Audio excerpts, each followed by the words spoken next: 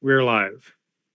Hello, everybody. Welcome back. This time I am in the storyteller's seat. Look at me. I am the captain now.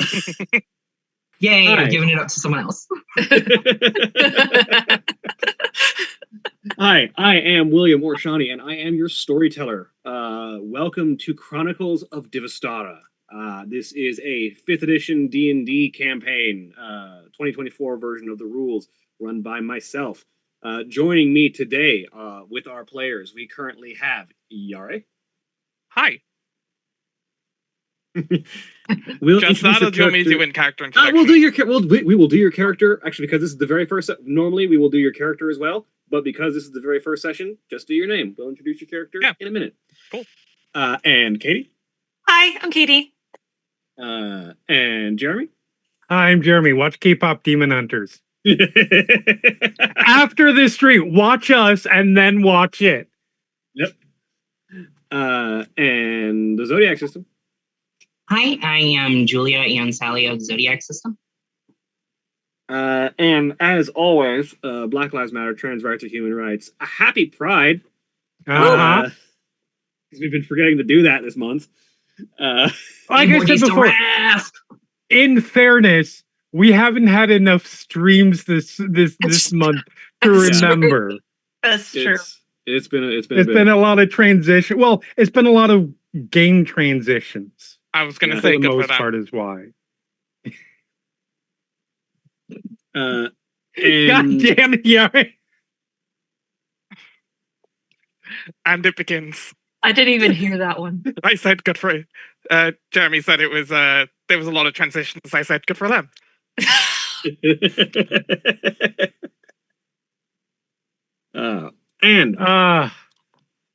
As a preamble to this particular game, welcome to the world as of Divastara, though not many people on this world know it as such. The world is one of balkanization and distance and different worlds that's like different nations that almost seem like different worlds to the people that live inside of them. This game, while it is Dungeons and Dragons, will have a lot of that World of Darkness feel that you might have come to expect from our previous Monday games, because this is a very politically driven, very internal struggle of a game. As I introduce you to this world, where each of the many nations that exist on this world are separated by a dangerous, devouring wilderness that is inimicable to all civilized society and peoples. And each of these heroes, revolutionaries, adventurers, people seeking change, comes from a different place, a very different society, a different world entirely. So, as the camera swiftly drives in through the cloud layer, as it drives down towards the world, we first come to a scattered, disparate society, the 12 Towers. A nation identified by 12 towering monuments to the practice of wizardry and the arcane, each ruled by an individual master of magic, with a society sprawling at the feet of each tower. A loose agglomeration of nation-states, each sworn to the defense and protection of the other, but each individual and unto themselves. And we focus down into the vicinity of a singular tower. The tower itself simply known as the Future Lens, home to an individual simply known as the Diviner.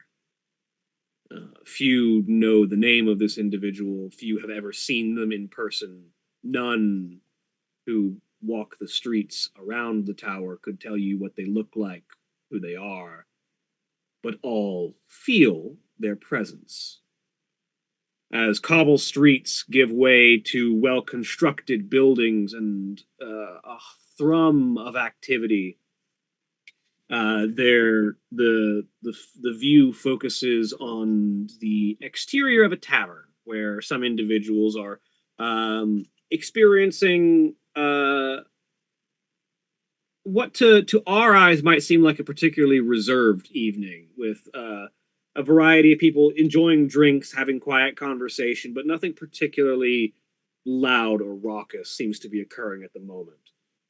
And the reason why becomes plain as a moment later, a guard, a person standing in shining white sculpted armor that is designed to give the shape of an athletic human individual of indeterminate features, with a blank mirror sheen to the mask that obscures their face.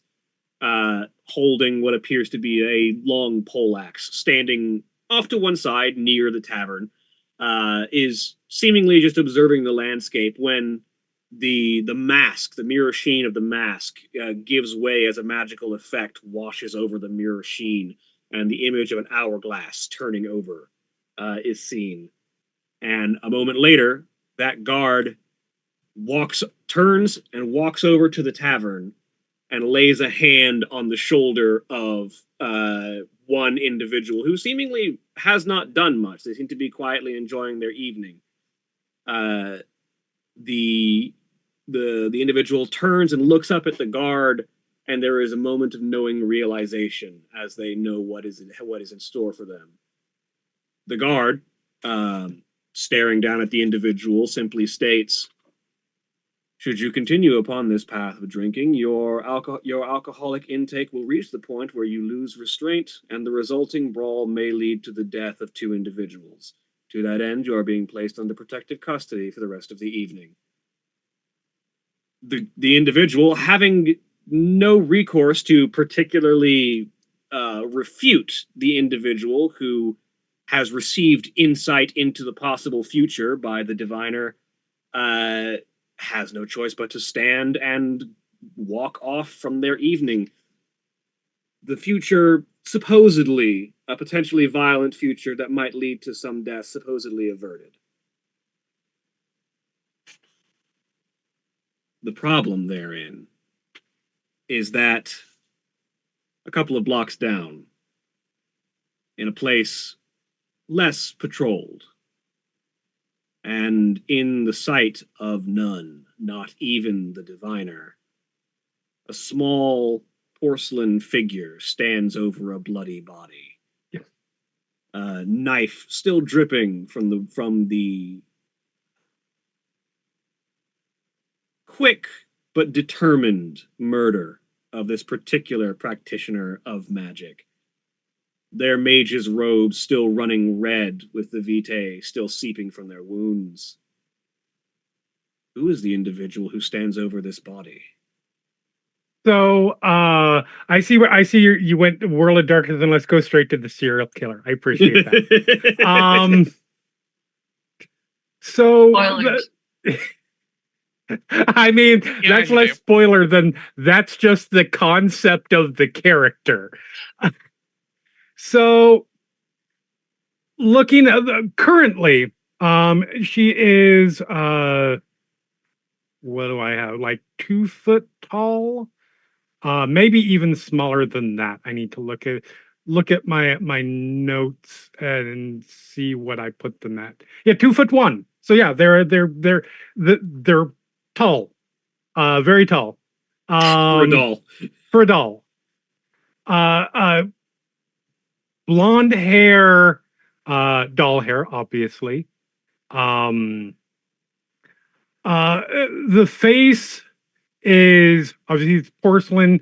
They have she has the mismatched eyes things where if you don't have the right eyes to put in the doll, or maybe one was lost and ruined and a replacement one was put in, there is a crack, like a pattern crack that goes down through what would be like through an eye, almost like a scar. Sort of over the bridge of the nose and then down across the corner of the mouth. She is dressed in a what you might think of as like a pretty girl doll version of like wizardy robes, red, sort of gold trim, a gold belt, which is all fairly dirty and grimy. Um, yeah, knife in one hand. And she is currently quietly as she can, repeatedly kicking the corpse. You got blood on my dress. It takes forever to get that off. I can't be innocent if I have blood on my dress. Fortunately, the dress itself is largely crimson anyway. Right, yes, but still, it's the principle of the matter. If you're going to die, if you're going to be murdered by me, have the decency to do it without much blood spatter. Stupid wizard. As the corpse offers no response, it being deceased. Right. There is, however, a It is faint talking keening. exactly as much as a wizard should. None, because it is dead. There is, however, a faint keening in the back of your mind, a mournful voice whose words you don't feel like taking the time to parse out at the moment, as the self that is not yourself Yes. whispers and attempts to try and guide your actions, but at this point, you've learned when and how you don't want to listen to what they have to say. Shut up, Astra. You're not the boss of me. You're only me. So I'm going to pause, make sure nobody heard my beating a dead wizard. And then turn and quietly slip off into the further back into the alleyway, where I can quickly slip around whatever building whatever building where this alley is in between. Mhm. And hold on, I am going to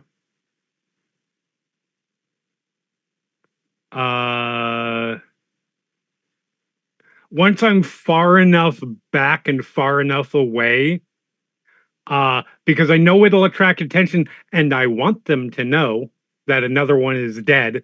I'm going to see the most breakable, shattery thing, a clay pot, a bottle, whatever it's going to be, and I'm going to Eldritch Blast it just to draw attention to the scene and then go. What does your Eldritch Blast look like? Oh, actually, I had a plan for what this is going to be, and I don't. Oh, so I think whenever she does magic, the doll eyes, the doll eyes, glow, sort of take on the form, the instead of being the green and the brown, it is just the straight sort of sky blue that she was supposed to have, according to somebody who's annoying. And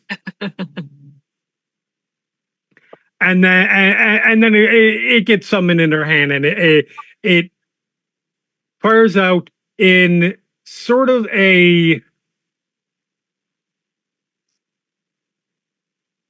just sort of a blackish purple, the exact opposite of what other Astra would want it to be, a crackle of energy.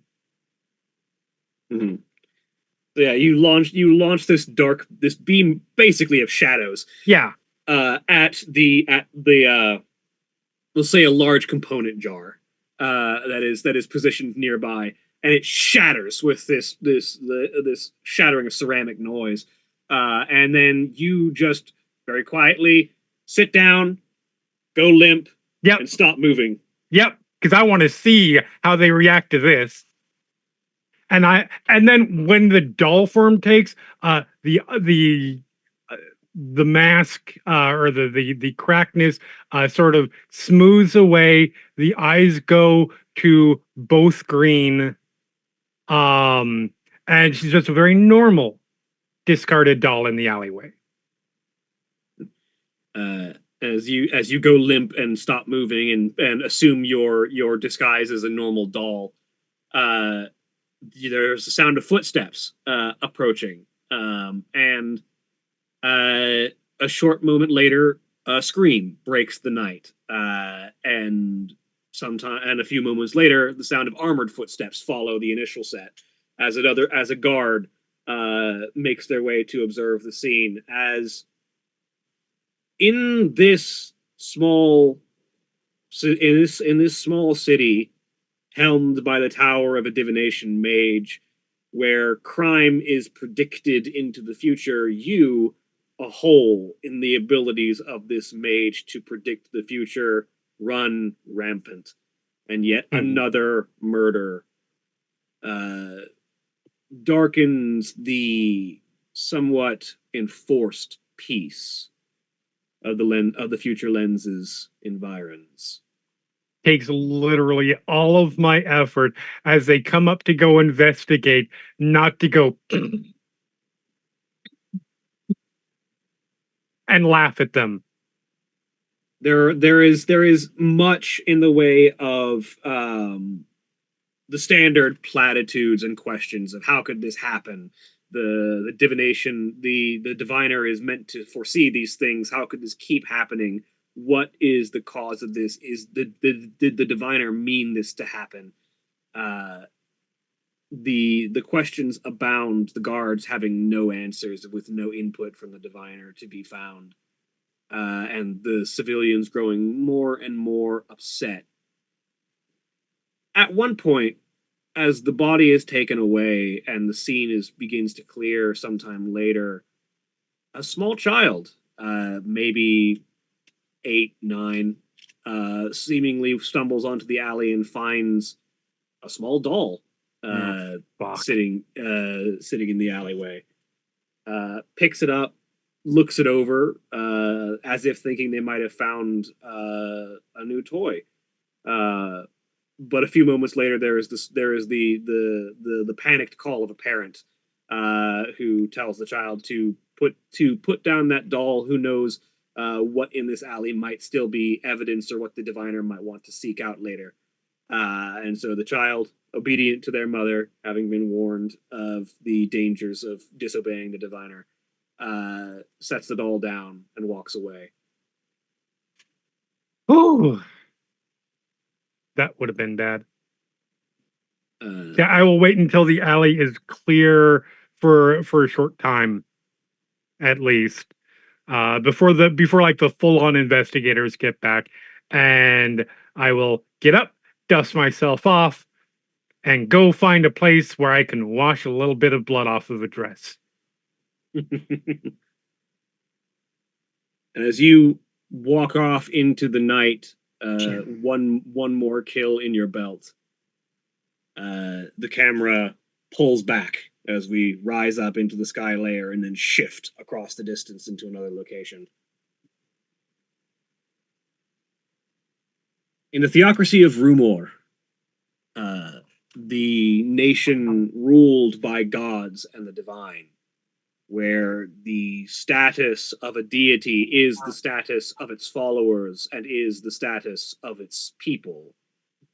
The capital city of Rumor is patrolled by shining warriors clad in armor of faith and divinity. Chiseled angelic masks, manufactured halos, golden plate, and banners and tabars depicting the glory of divinity, whether it be fair or foul. A variety of different armor styles from gods who would be classically considered good or evil are seen as the enforcers of divinity make their way throughout the city. But just on the outskirts, where the golden statues and grand pews and rising reaches of the temples and monuments of divinity that exist within the capital city of Rumor fade into the open countryside just outside, there exists a smaller hamlet that feeds into the main city. And in this particular place, there exists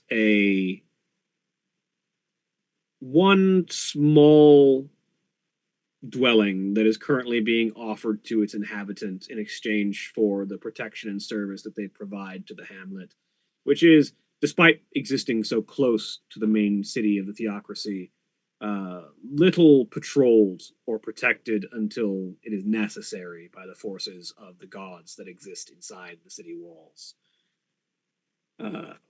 And as it stands, a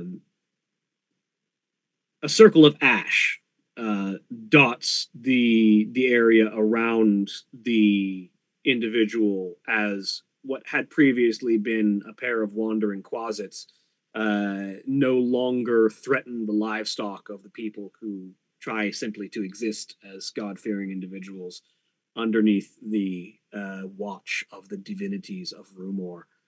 As an individual puts away their holy symbol and turns to face the grateful populace who thank them for their service, who is this individual in tattered armor and worn gear. Standing in front of them is young, kind of early to mid-20s woman adjacent, femme presenting, vaguely.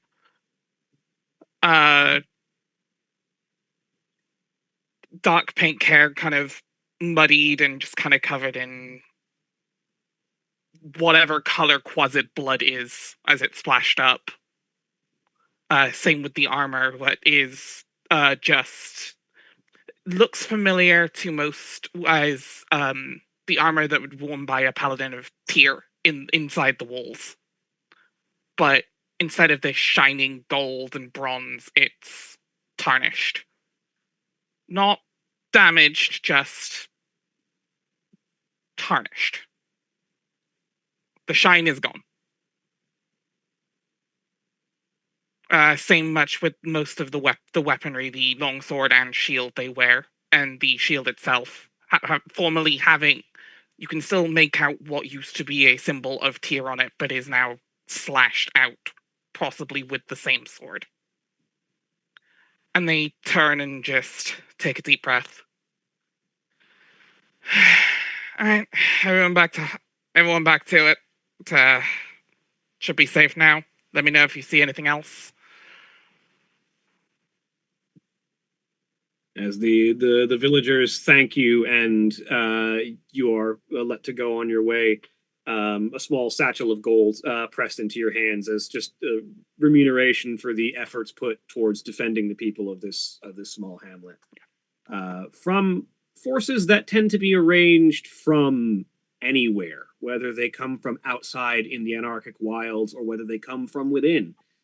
The darker divinities of Rumor have no end of relish in causing problems for those that they can be seen to get away with it. And as such, while the internal of the holy city is relatively peaceful, with all the gods' eyes placed upon the holy city, in the outside, where their gaze can be said to wander, the darker divinities make their playground. And in places where the so-called good gods do not make their bastions, devils, demons, imps, quasits, monsters of all varieties can occasionally be found to wander. And it is called upon to individuals such as you, who wander outside the realms of the holy to defend the people from the darkness and the opposition that the dark divinities present to the people without the walls of Rumor.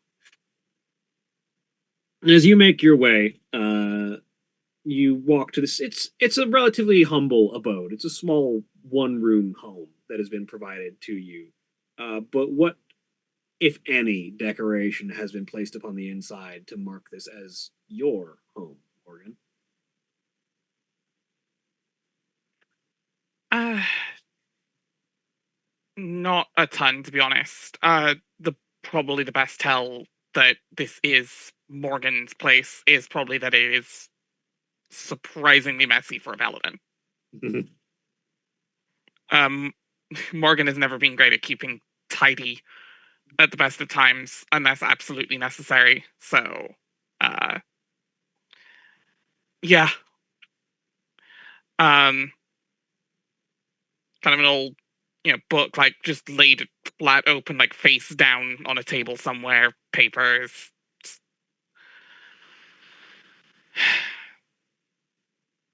Probably an old like shitty wine bottle, like half drunk on one of the counters somewhere. Mm-hmm. If they can even get wine down here.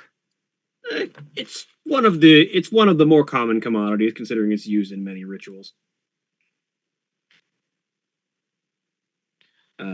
But as you walk past the desk, picking up the bottle to take a swig of it before setting it back down, your mind returns to the near past, not long ago, where you had been one of those shining armored figures among the paladins of Tyr, the enforcement of Rumor's divine righteousness, as they would call it, within the theocracy, and the high warden of Tyr's officers, an individual whose name I gave you, and I'm currently not remembering. There was a pun here. It was something Duke. I forget the actual title, but his name was Duke. Yes, High Warden Duke. High Warden Duke. High Warden Duke, scowling countenance, constantly looking down upon you and judging your every move, and the briefest confrontation that you had with the High Cleric, their unusual appearance searing itself into your memory from the one time that you had encountered them and the last time that you had ever set foot within the Grand Cathedral of Tyr's holy walls. The thought comes to mind that if the High Cleric had intended this to be where you would end up, it doesn't seem quite like the divine plan that had seemed to come across their mind in the time when they had demanded that the High Warden merely exile you instead of execute for refusing to carry out their commands. But at the same time, there is a sense that there's a tremor in the air, a sense that something is on the horizon, a feeling that maybe it's your divine sense, maybe it's an aftermath from your encounter with these qualities, but there's a sense that something is coming soon. But you're not certain what. But that intuition has rarely steered you wrong.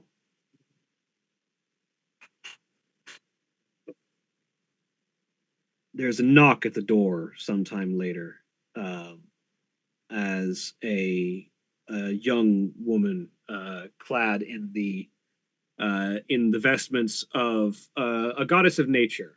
The names of the divinities of Rumor are innumerable, and it's difficult to keep them all in track. But after a brief moment of scanning your memory, you remember this to be Mayaliki, the unicorn goddess of celestial nature, the divine aspects of nature. And the individual before you looks mildly sheepish at coming to your door, but when you open it, they look relieved, as if perhaps they thought you might not be home. And they take a moment to gather their thoughts before. Paladin Thompson, if I may ask, would it be possible to ask for your accompaniment to the crop blessing ritual tonight? I have fear that perhaps these dark denizens that have been harassing us might wish to disrupt the ritual to ensure good growth for the coming year, and it would be comforting to all involved should your presence be around to prevent any interruption. Yeah, of course, no one else is gonna do it for you, so not a problem. We appreciate it greatly. We've sent word to Rumor requesting any assistance on protecting and considering the recent outbreak of fiend attacks, but we've received no word back. There's just a look in her eyes of, yeah, I'm deeply fucking shocked. She doesn't say that, but it's very clear. It's like, yeah, no shit, of course not.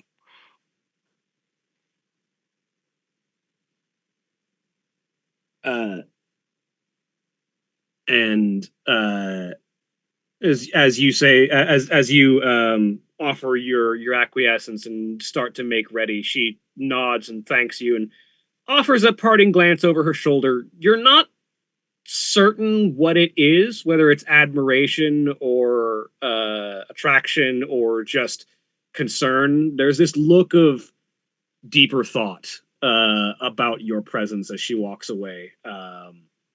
But who's to say what it means? But it, at the very least, is an indicator that your presence is felt here. More than can be said of the gods that you once served. But you've got a few hours before the ritual is to take place tonight. Is there anything that you need to get done ahead of time? Mostly just making a combination of making sure the equipment is, good to go, cleaned off as much as it usually is. Not shining. She makes a tradition of making sure it doesn't shine. No need to polish, just to make sure it's sharp. Sharp and not covered in blood. Mm. And kind of takes a little bit of like red ink and kind of writes a few words in double checking languages, a few runes in Celestial on the back of one of the gauntlets, just to kind of refresh the tenets of her oath. And what are the tenets that you write down? The tenets of the Oath of Sacrifice. Give of thyself, raise your fist, and value life above all. It is a oath not necessarily to any specific god, but to the people around them. The people who need it. The people who do not get it. The almost lyrical structure of the celestial runes would almost read as a poem, this oath. But to you, you know that it is more than any selection of words. It is an affirmation of your determination to give for others. And as you make final preparations for the ritual of the evening, the camera shifts again as it pulls back and drifts north to a city that seems almost in perpetual night at times. As we descend into Ketting, the Pact Nation.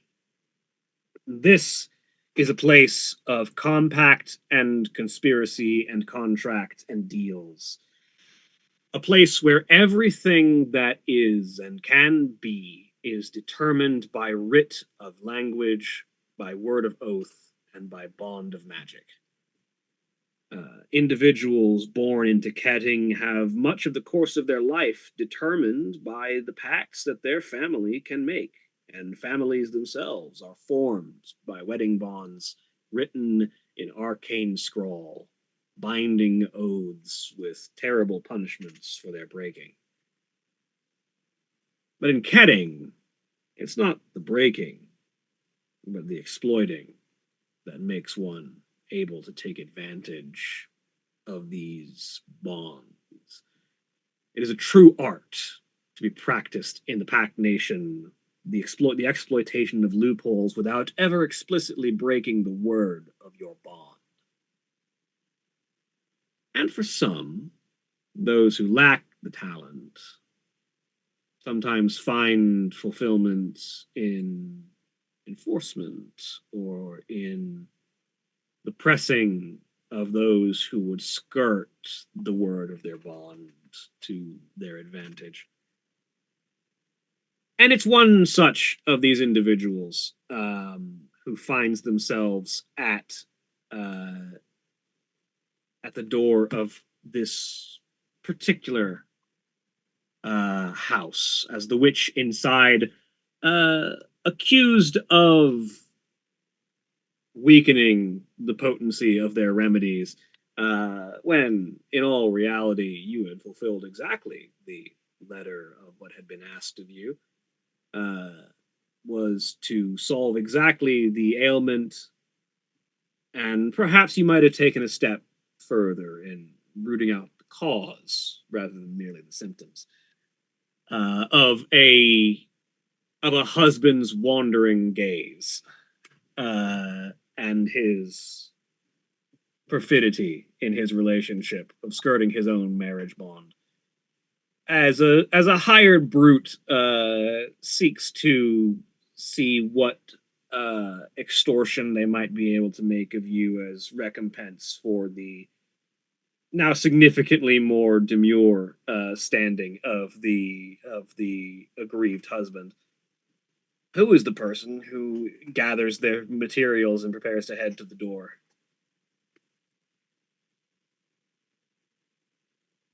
You're muted in Zoom. Crane is a being of about average height. 5'6", 5'8", somewhere in there, depending on the given day and how many bones she has in her spine. Igreen's skin is a sickly cadaver purple pulled taut over a skeleton that looks like it should not be held together at all. Pointed ears that fork out into two tips, oil slick black hair that if you ran your hands through it, you're fairly sure would come away with something left on them. She is decked out in a manner of whatever clothing she's been able to scrap over the years of every varying color. Bits and bobs hanging everywhere. Each of her hands sports fingers that have seemingly random numbers of knuckles, some of them having the normal amount for a human, some having one more, some having three more. Her hands just sort of moving like spider's legs as she works with them.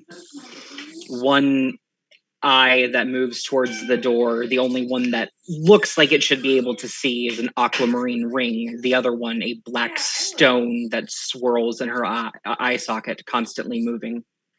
Runes glowing every now and then, giving her sight. She has loaded a small bag full of potions ingredients and of anything that she might need to survive in the given moment, because she knows what's about to happen. And as she opens the door, a small little white wolf pup just sort of rubs against her leg. And she you know that wraps her hands around that gnarled staff that she carries and pushes the door open. And you know that this particular predicament is not entirely of your own creation. The being that rides in the back of your mind occasionally pushes you to be a little more vindictive in your remedies than you might otherwise choose to be. What would have originally simply been a potion of charm to force the wandering individual to reevaluate their assessment of their spouse, instead turns into a shall we say, restrictive ointment that prevents the individual from having any of such desires towards anyone. Perhaps, perhaps to the chagrin of both individuals involved, but still satisfying the word of the request. And it is for such reason that you find yourself face to face with the spiny, alabaster pale, chitinous frame of a bone devil that had been sent. This particular individual you know as Skarzarax. You've encountered him before. And you know that Skarzarax is only ever sent to intimidate, because Skarzarax is more litigious than even you.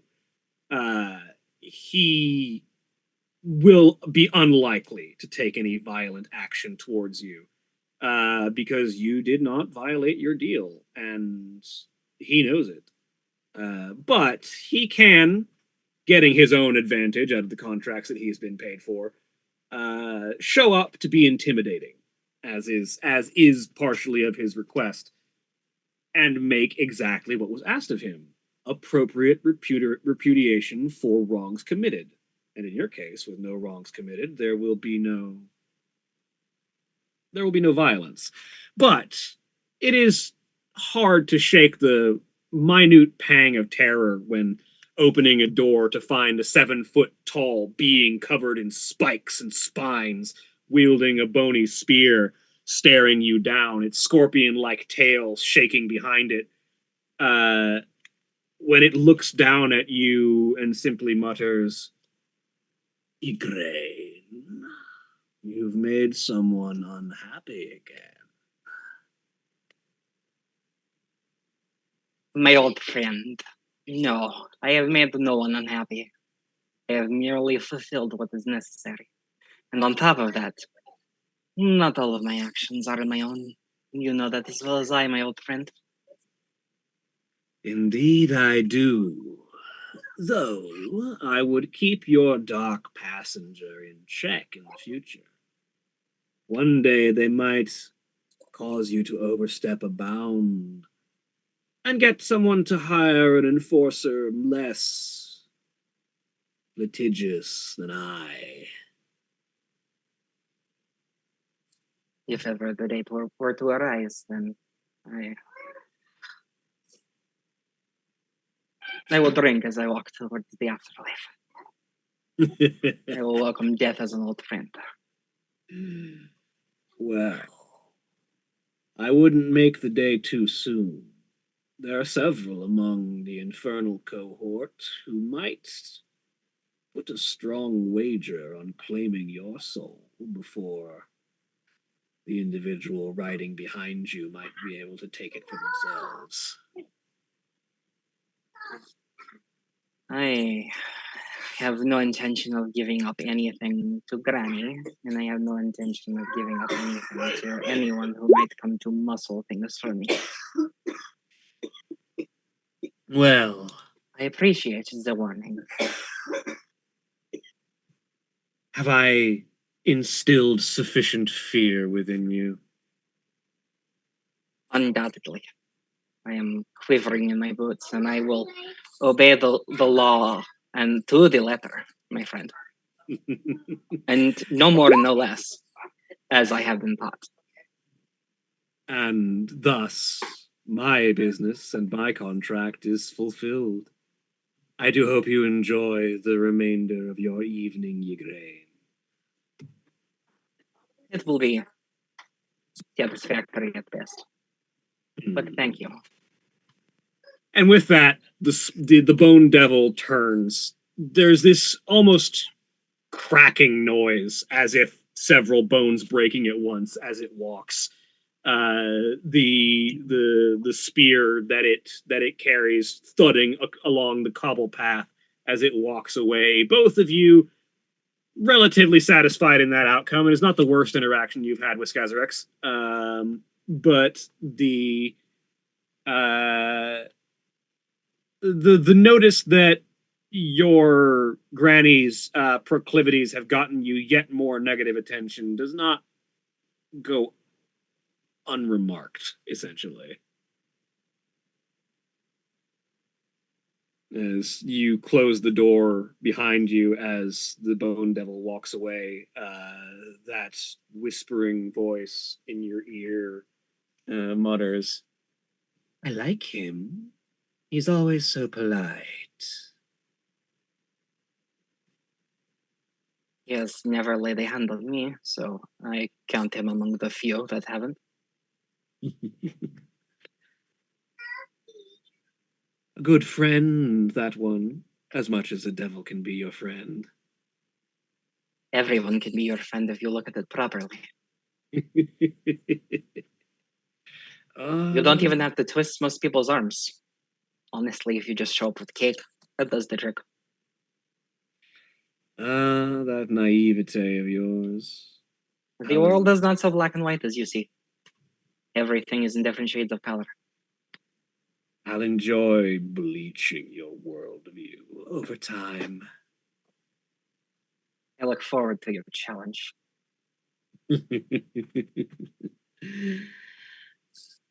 Well, I believe we have potions to brew, darling. We do. But, and Ukraine will look down at the wolf pup. I feel a hot meal would be on the books. Have we the recourse for a meal contract for something special tonight? You have a point. Then it'll have to be of our own creation.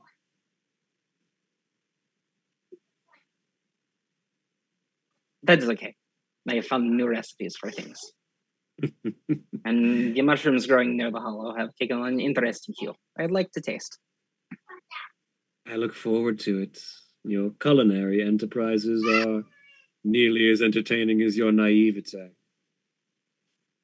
As long as everyone is having fun, I suppose. Well, go then, little one. I look forward to what you make. And Ukraine will step out into the night.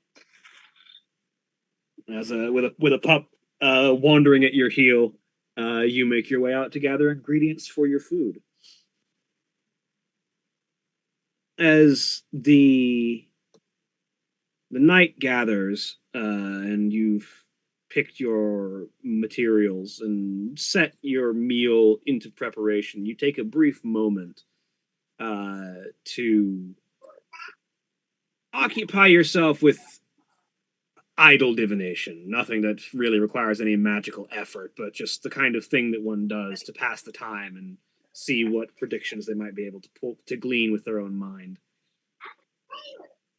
What tools do you use when performing such acts? Ygraine was the other two witches that are in the coven that made up Ygraine's home are tea witches and what was the other one? The illusion witch. I forget off the top of my head. Green? No. Purple. Purple witches, yes. Yes. Ygraine is a Technicolor witch. And so she goes with tea as a baseline because it's what she knows and she knows the ingredients. However, she finds different ingredients to make sure that every cup is colorful because the more colors you have in something, the more nutrition there is. That's what she's been taught. So as you drink the concoction and prepare to read the remnants for your prediction, you find. Go ahead and make me an insight check. First roll of the campaign. Not bad. 19. With a 19, as you stare into the cup at the dregs of your drink, there's a sense of foreboding about the prediction, as it seems to depict upheaval, something coming to, something long in the making coming to disastrous fruition. But at the same time, you're not certain it's about you. But something is about to go very wrong for someone. Something new and unnatural is being birthed into this world. I look forward to see how it develops.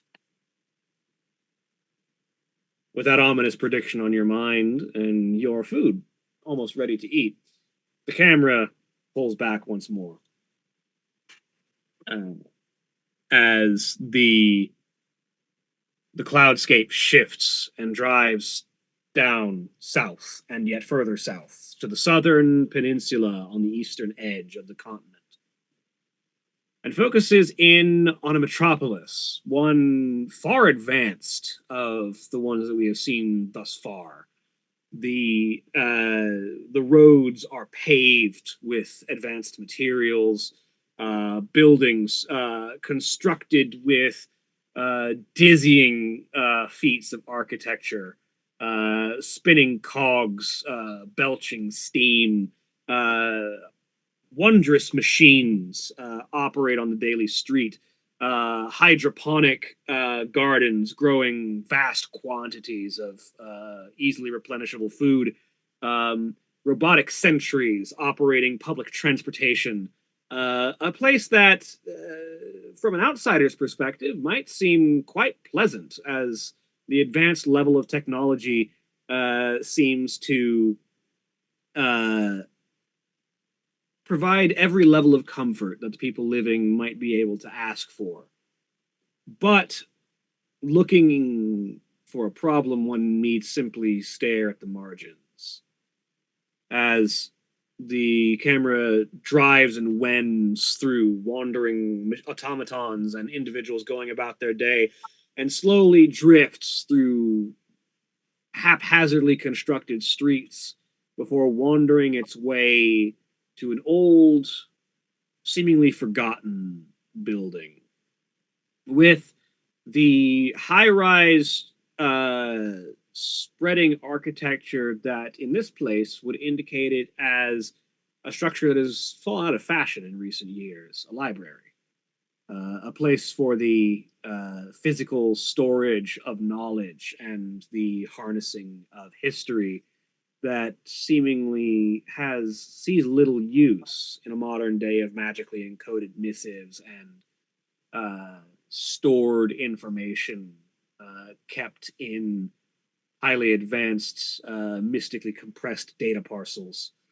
But inside, the smell of parchment and paper and books fills the air as a small traditional wax candle burns into the low light, keeping a warm, comforting glow as an individual slowly rewinds a timepiece while staring at a moldering book. And as they do so, the book itself almost seems to rewind in time.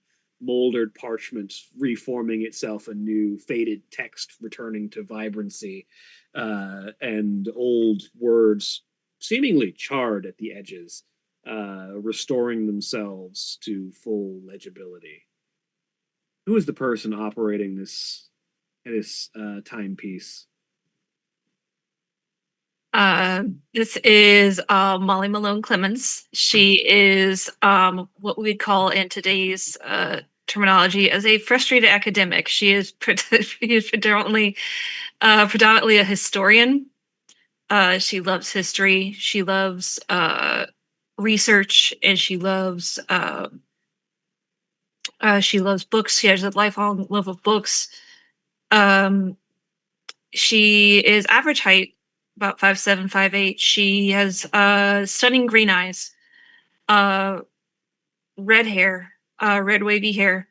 Currently, she does not have her hat on. She's just in very casual clothes, loose top and in pants. But she has her hat and her crossbow and her messenger bag, all like on the side table, like ready to be picked up at a moment's notice.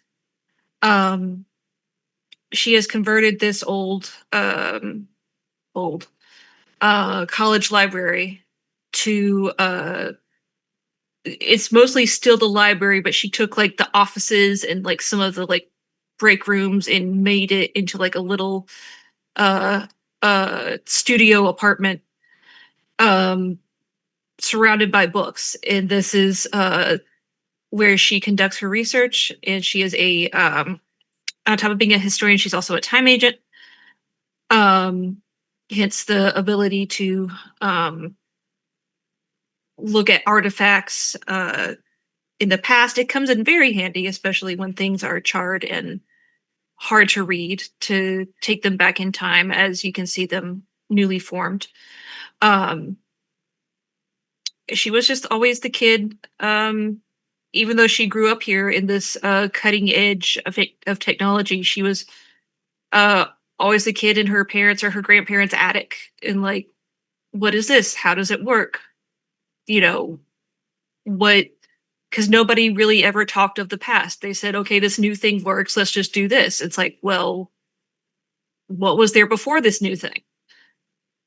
So she was just always that kid that wouldn't accept that there wasn't anything before what is now.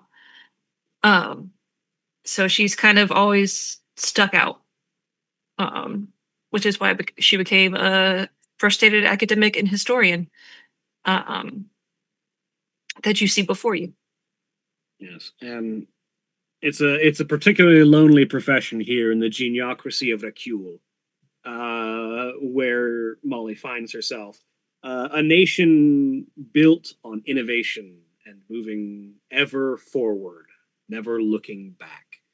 A place where social standing, power, influence, and general support comes from the ability to invent, to innovate, to make things new, to bring the next idea, regardless of whether or not the past had already borne it out or seen it obsolete.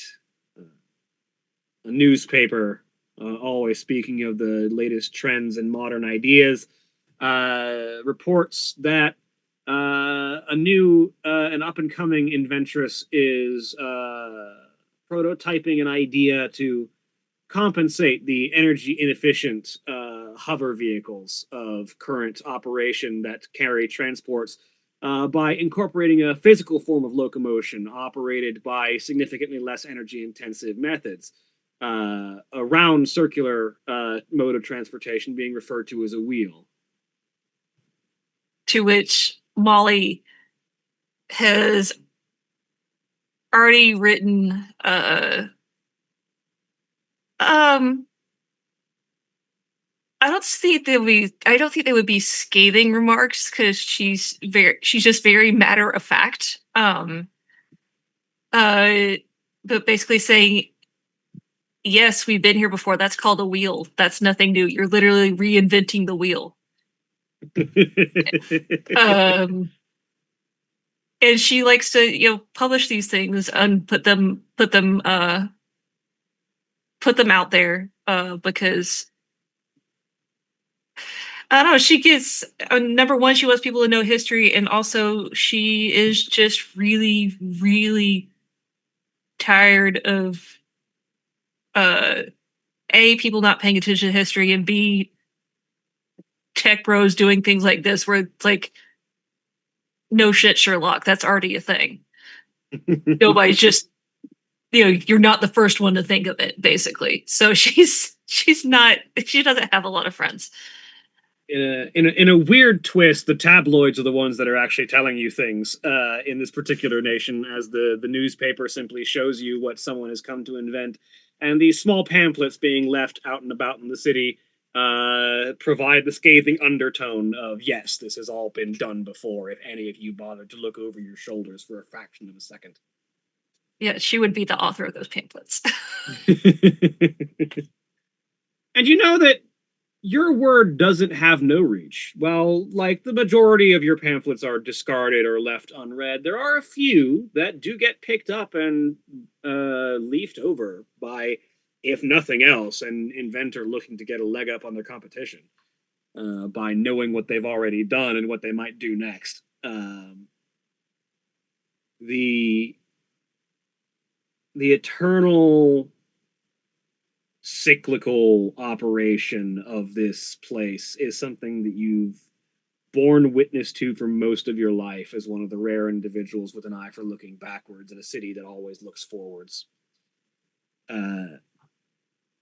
But nothing quite showed you just how out of place you really were here as the fire that had been set in this library but a few days ago, that you are still in the painstaking process of utilizing your timepiece to recover as much information as is possible.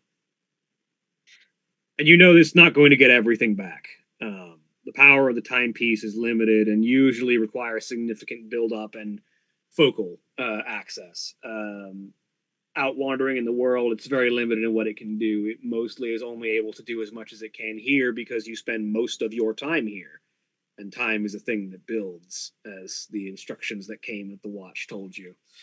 And so the more time that you spend here, the more power the watch has to affect its immediate vicinities, which has done you most of the work in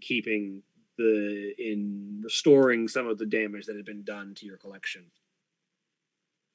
But it had been a clear warning, this arson, as it had been almost singularly directed at all of the text that you had compiled surrounding the grand inventor, the person in charge, the person whose inventions and ideas are most lauded, whose brain is most recognized as the greatest in Recule. This individual, you've compiled a decent amount of information on what they've made. You've seen how many times they've rounded the circle of time. And your making that knowledge public perhaps did not go over well, if this attempted arson is anything to be indicated.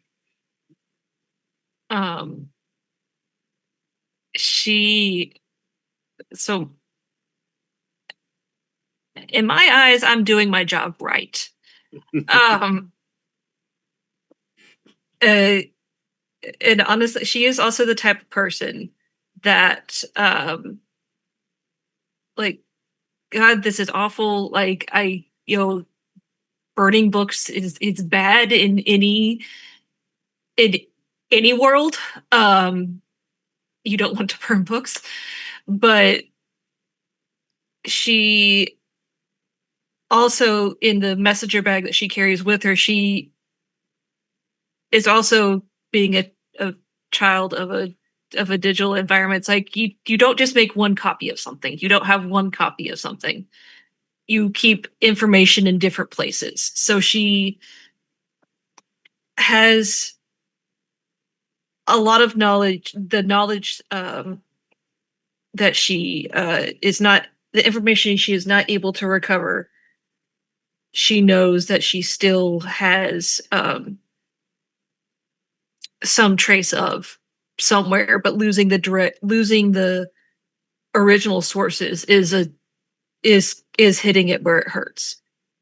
But she also knows that she's doing her job right, because arson is a very primitive form of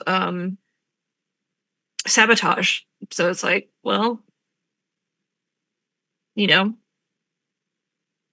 doing something right if people know what arson is. Getting under people's skin. We're gonna get along great. Enough to such primitive tactics. You're waiting for the moment they reinvent fire. We're gonna get along so good. I'm not murdering them. I'm just saying fuck the system. By murdering them. I'm not murdering them. I'm just removing them from the timeline in accordance to paradox. It's a necessity. No, see, if I say that, then if I say that, then other Astra starts going off about paradox, and it's a whole thing because technically I am one, but yeah. No, she's not condoning. She's not condoning crime. She's just basically saying she is just basically like, okay, if I'm getting a reaction, that means my message is being heard. it's being heard. Yeah, exactly. It's not just, used to line the cat box or whatever. It's like, that's somebody. My words posed enough of a threat that someone felt like they needed to put a stop to it. Yes, which is like, okay, I'm on the right track. Astra's not condoning crimes either. She's committing them.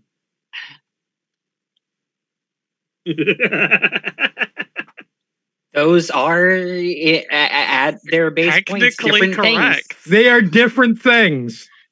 Technically correct. The most frustrating kind of correct. Exactly. My favorite kind of There's like, correct. there's like a single strand of hair that's just like this much difference. I don't support other people committing murder, just me. I'm the only one who gets to kill people. Yes. Well, yeah, because if Astra continues and no one else does, then the number of murderers stays the same, but the number of murdered people goes up, which is fine. That's the curve we exactly. want. Exactly.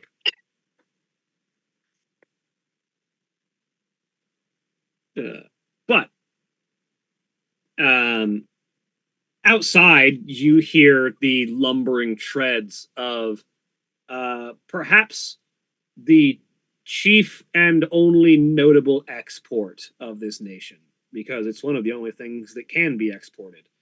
As you sort of look outside your window, you see the wandering tread of a gauntlet runner. These massive mechanical constructions are essentially walking tanks. Huge constructed devices built to traverse the anarchic wilds, the dangerous and violent wilderness that separates each of the individual nations.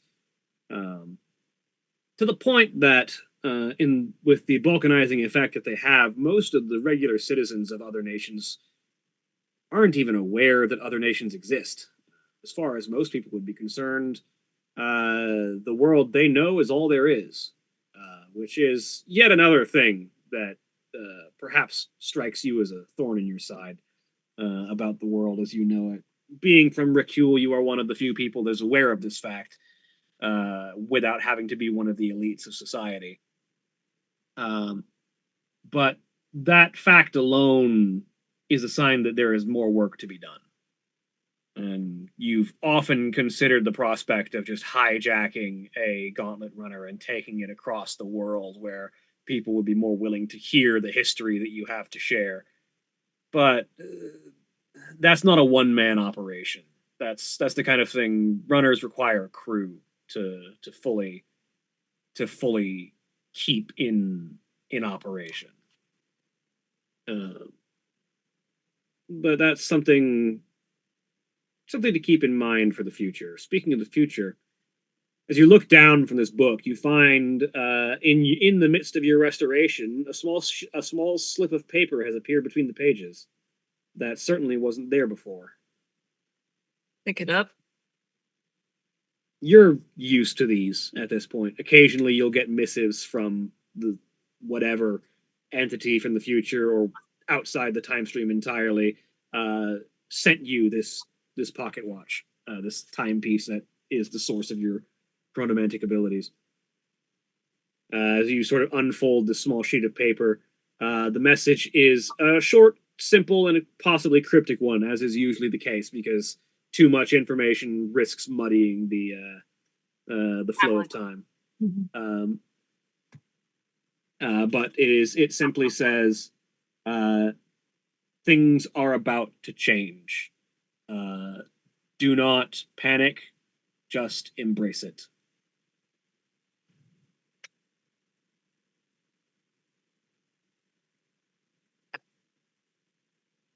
Okay. Things are constantly changing. That's kind of how time works. You know that. So what the only thing that you can surmise from this is that they mean more significantly than normal.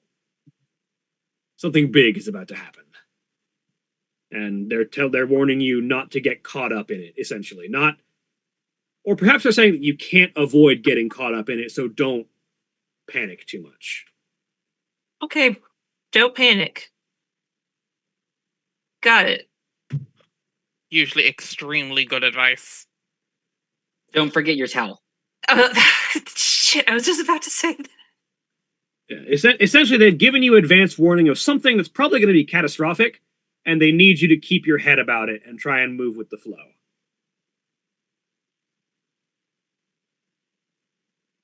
You know what? I'm just stubborn enough to do that.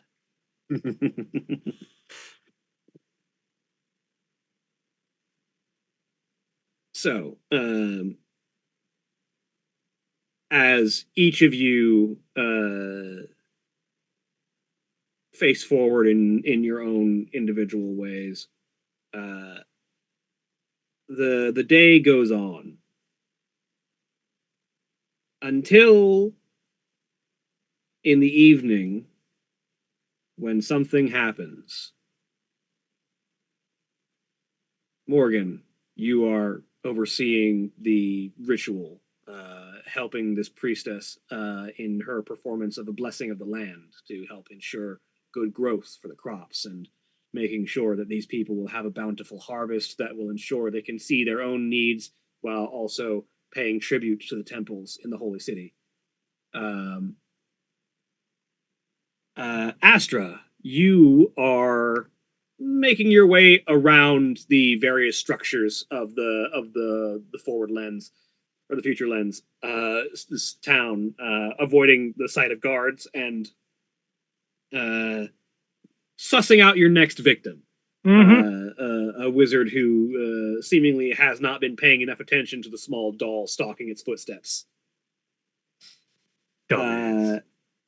Ugrain, you are sitting down having a meal, having a conversation with a small pup and the voice in the back of your head. And Molly, you are shelving the books that you've managed to restore at the time that all of you hear a rumbling voice that seems to echo from everywhere and nowhere, that echoes across everything. All look up as if instinctively expecting to see a god descending, but there is no source to this voice, as it simply says, "My gift, once given, has been squandered. And with that in mind, I send chaos into the world that change, long needed, might be achieved.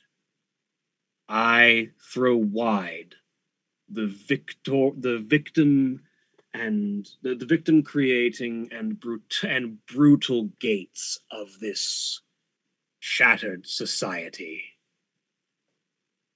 and thrust into it hope and a white light." Does the wizard I'm stalking seem to notice anything? Everyone notices this voice. Okay, so everybody it's not just like in our head. Yeah, it's not just in your head. This voice Okay. comes from everywhere. Huh.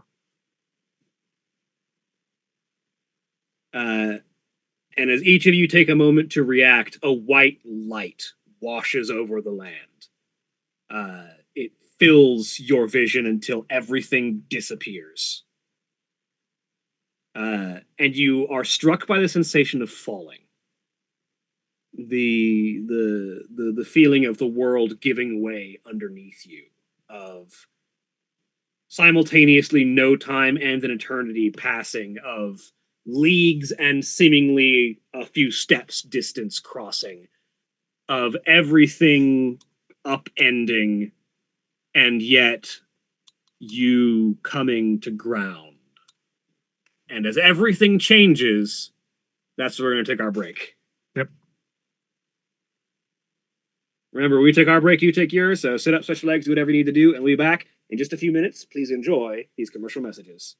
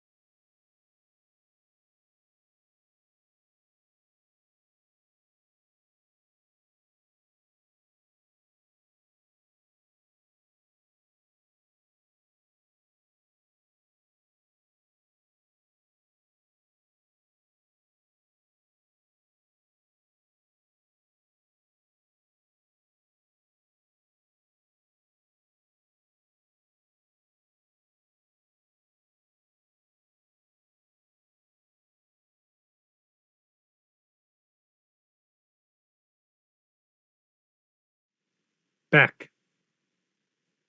A dinosaur story. No. I have to deal with that shit twice a week. To be fair, in the Pokemon game, there is a follow-up joke to that.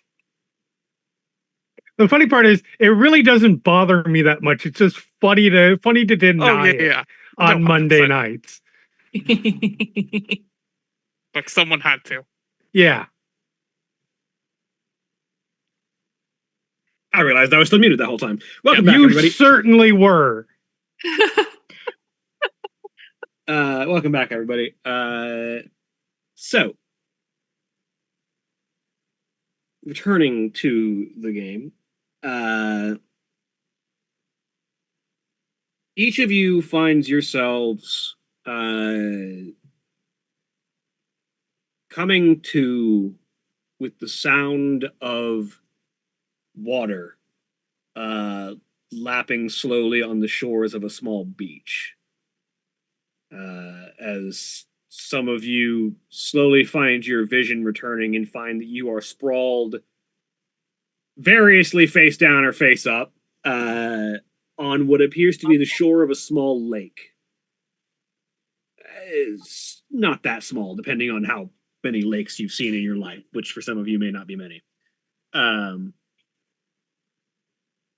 But as each of you slowly come to your bearings, you find that scattered about a 90-foot area randomly around this lake are 1, 2, 3, 4 other people. Each of whom look like people I have had their players describe recently. I feel like Astra is currently upside down in the lake, like in the shore of the lake, like head stuck in the silt, just like looks like a doll that's stuck there because someone doesn't need to breathe. So it's funny if that happens to someone. Yeah, 100%. Still, legs kicking Just like regardless. a doll, like floating. Yeah. And then the legs start kicking.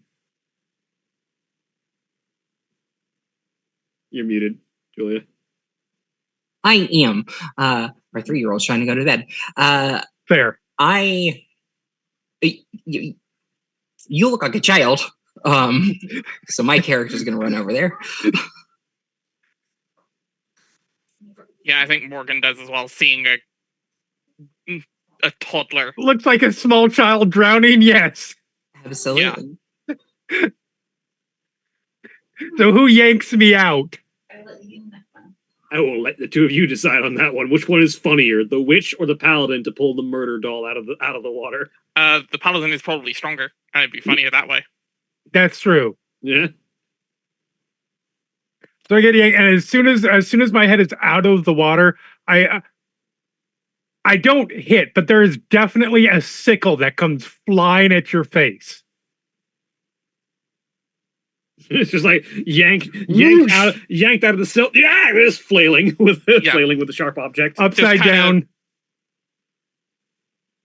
Put me kinda down, hold you at meatbag. All right. Jeez. Oh, where's my Thump. popcorn? Sorry for helping. Jesus fuck. Oh, jeez fuck. Ah, wiping shit off my face. I could have gotten out fine. I was just getting my bearings. And the only way you were going was downwards at that point, so I don't know.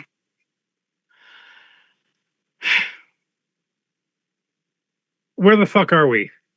Great question. I was hoping someone else could answer that. I don't think we're in Kansas anymore. The fuck is Kansas? I've never been to Kansas. City and Recule.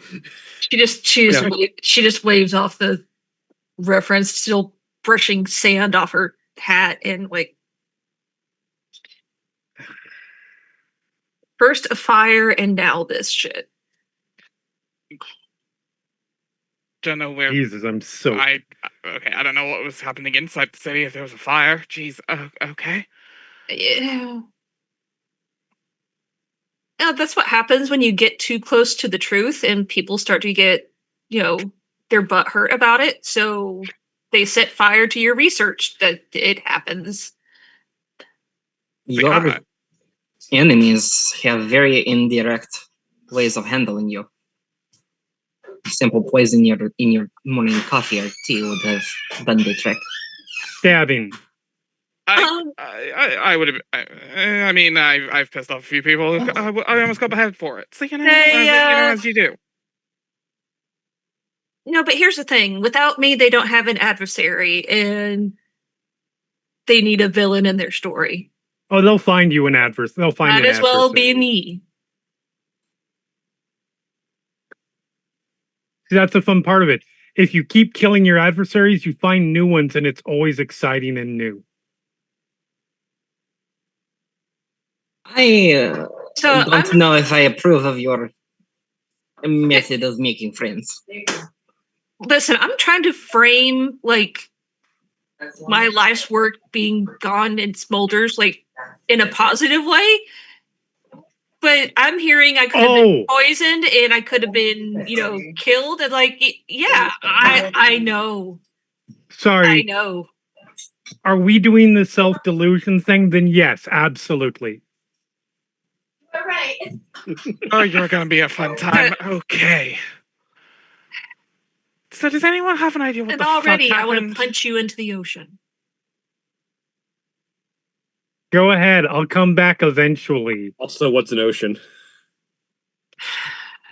Lake, water,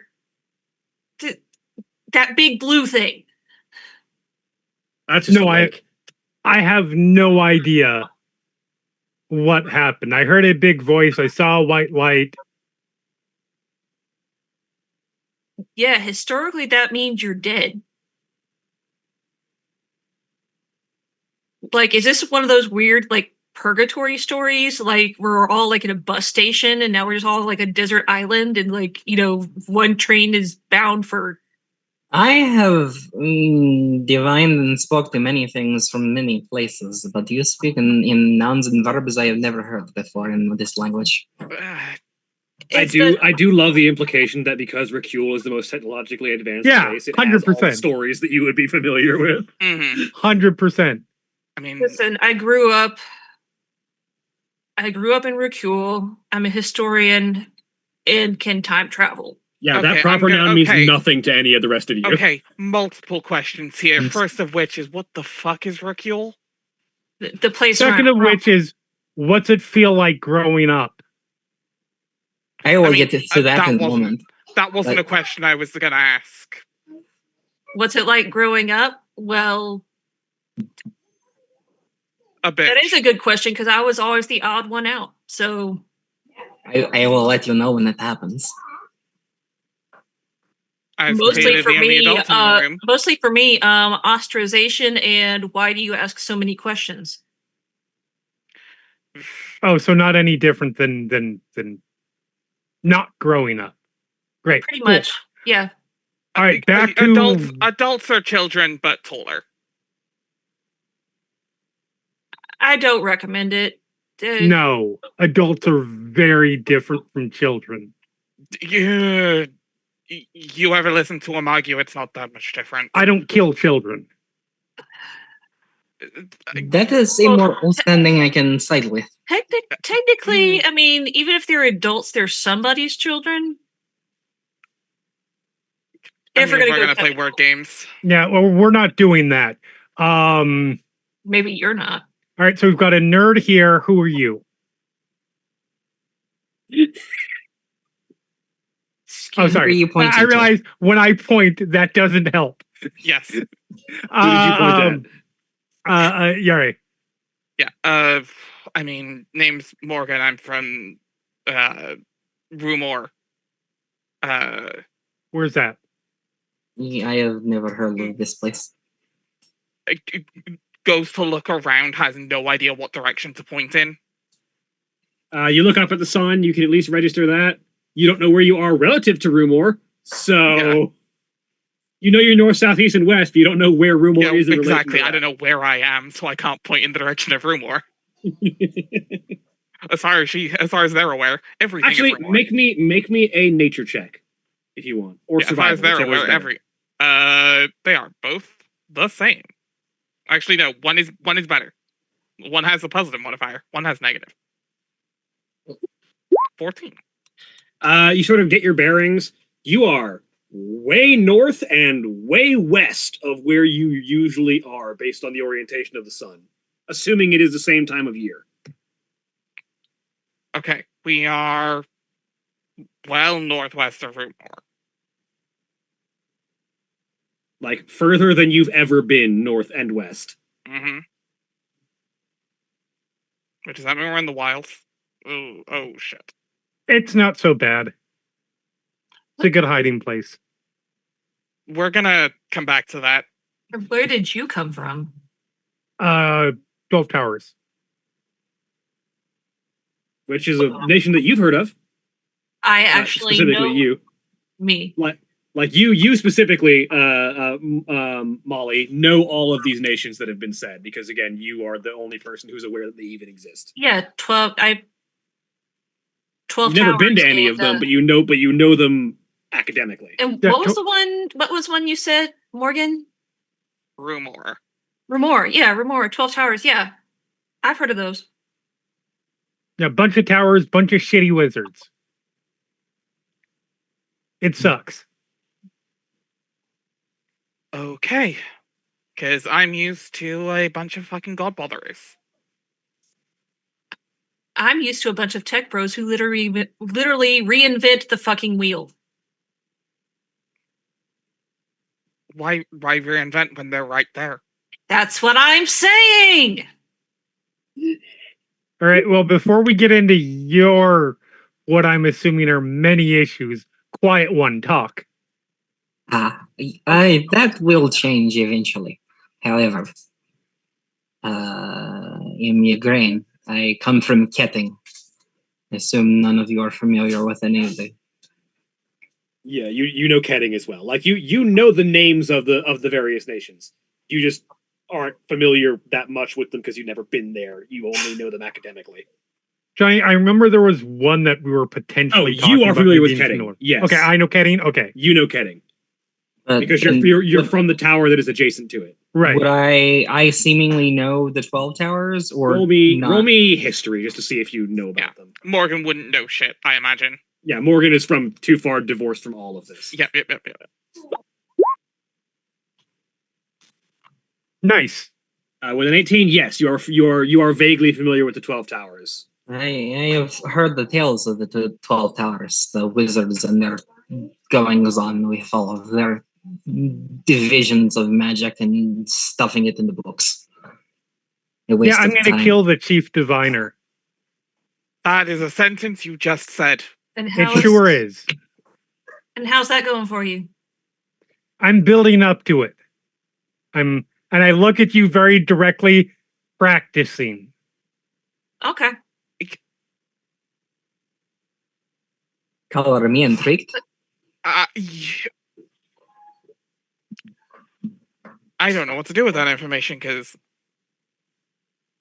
Wait, it's what did you Kittring? Heading. Kidding. Ketting? Is that the one with all the like rules and contracts and Yes, everything is divided by word of law and contract. Everything has very stringent and strict ways that it works.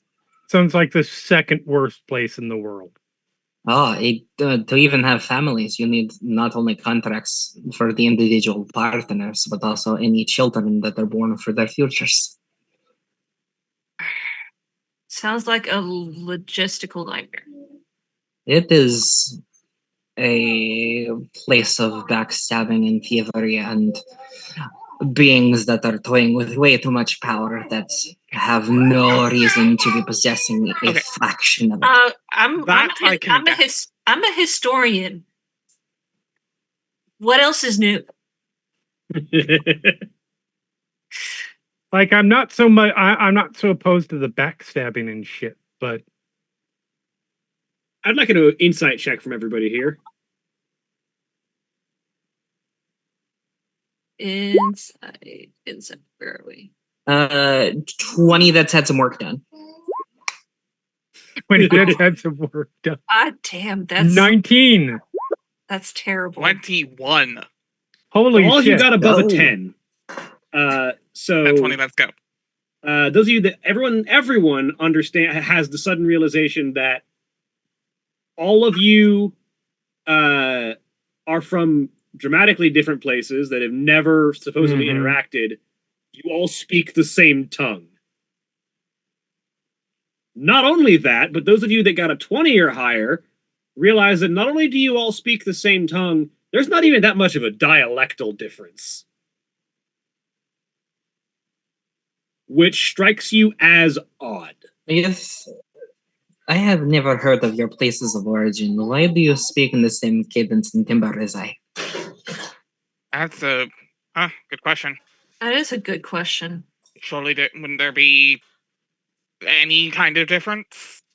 There's historically and logistically and statistically, there should be dialects and slang and pronunciations that are different, but other than accents, I can't determine any.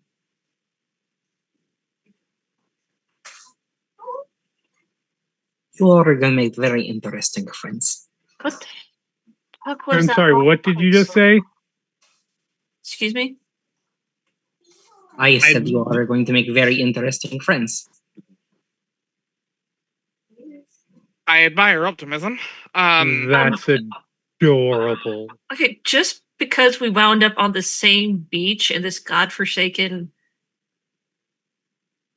whatever this is, we're just gonna band together now? I mean, we should Sorry. probably, in order to find somewhere to actually, find wherever the fuck we are. Sorry, what's her name again? My name? Doug, yeah. Sorry. Molly. Yeah, that tracks. Molly, What even that's supposed to mean? did everybody else, I just want to make sure, because I'm going off some assumptions here, because did y'all hear a really loud booming voice and see the light and then everything goes white? Yeah. Yes, and then feel like you're falling into Okay. nothingness. Yeah. Yes. Well, that doesn't happen, and then 4 random people get pulled from wherever they are across the world. I will let you vamp for just another minute. I will be right back. Look, I'm For used to God. currently, I'm- I'm assuming Drovian's not here, or character's not here yet. I am used to gods doing weird shit pretty fucking frequently. Or at least people claiming the gods do weird shit pretty fucking frequently. Yeah, this is not is random weird. happenstance. Well, yeah, no, it's not random, but does that automatically mean like, oh, we're all gonna go on this magical journey together? You read too many kids' books. I live in a fucking library. I read everything. Fair. And we're back to my original assessment of you. So, it's not bad to be a Yes. nerd. It's just okay. It's kind of bad, but Oh, that's too bad. Since I read everything, I can, give you even more insight into how to effectively kill people and get that blood off your clothes. Shawnee, I feel like I just spent a little bit of time in a lake. My clothes are probably soaked but Cleaner. clean. There's probably like Yeah. a little bit of blood left there. But yeah, I'm cleaner. soaked and Yeah, not in the fun way. She's also the only one who recognizes every other place we're from and probably knows more about the world than us. Absolutely. I'm not. Listen, I'm not telling you to fuck off. Really? I'm Just Not making her this deeply close. uncomfortable. I'm this close.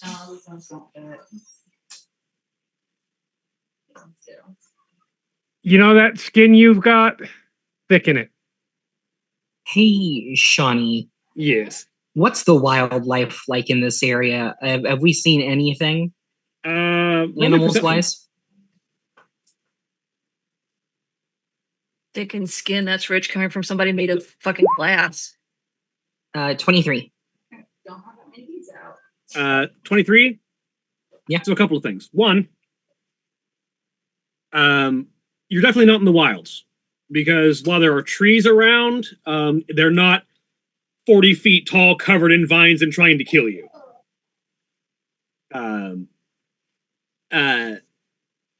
If you had to guess, you're somewhere with a more like open pastoral kind of hilly terrain, kind of highlandish. Matches some of the reports of like the vicinity of some of the 12 towers that you've heard about. The other thing that you notice with the 23, as you look around, you sort of gaze across the horizon, sort of getting a panning view of everything.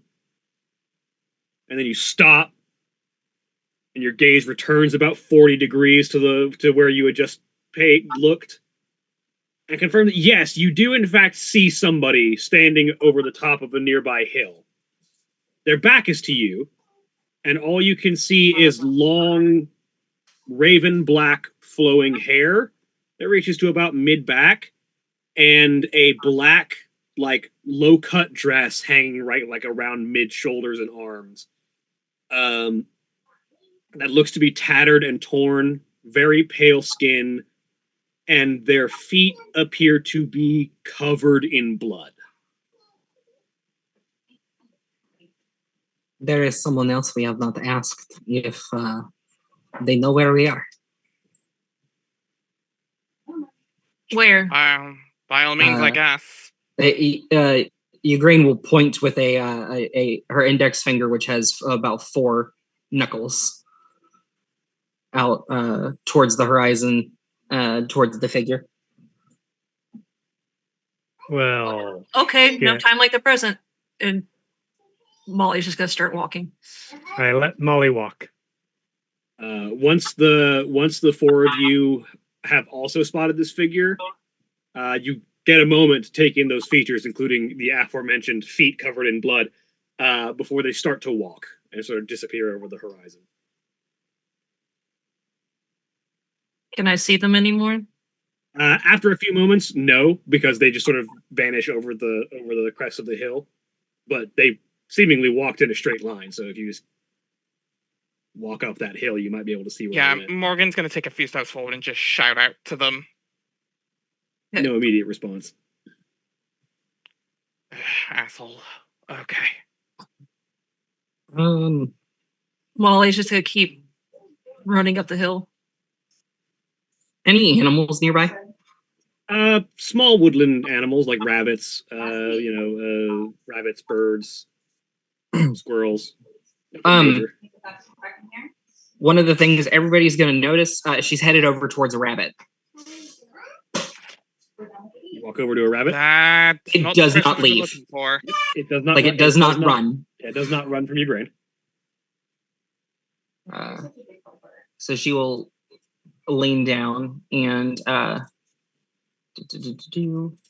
hold on.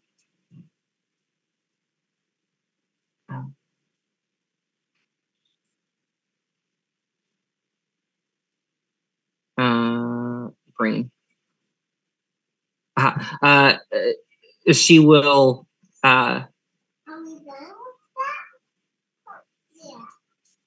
sort of just wave a hand over her throat, and then some of the runes on her eye are gonna light up, and she'll just start chittering like a rabbit. My friend, I know you are quick and speedy. I would like you, as fast as possible, to track down, and she will describe the individual over on the horizon.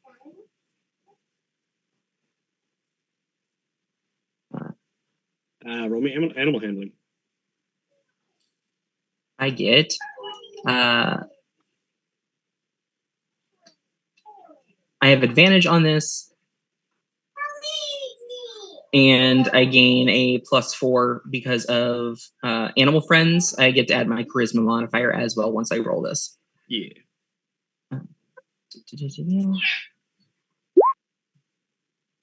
So that's a 15. You get advantage, so roll it again. Right. So 15. 15. Yep. Yeah, the rabbit turns and darts off in that direction. Molly, as you are heading up the hill, it's a bit of a trek, but a rabbit runs past you. And Ugraine begins walking. Is not in a rush, just walking. Did you just talk to that glorified dinner? Yes. Do you not? No, it's fine. I don't have any. I'm just absorbing information. I am friends with most of the animals in forests and the like. Cool. Ride? Absolutely. Yep. She'll carry you. Yep. Don't want uppies. You all eventually crest the hill. You notice 3 things. One, the rabbit crested the hill, made a little ways down, and then looks around in confusion. 2, the person that you saw is nowhere to be found. 3, there is a trail of bloody footprints that goes about a dozen steps before just fading out. Well, that's fucking annoying. Morgan is going to take a moment, kind of take a deep breath, and just open their senses up to anything that might be not of this plane. I'm going to use Divine Sense. No. Which trying to find. Yeah, you could have. Celestials, Fiends, or Undead. You definitely get a celestial sense off of whatever this trail is. No. Stop.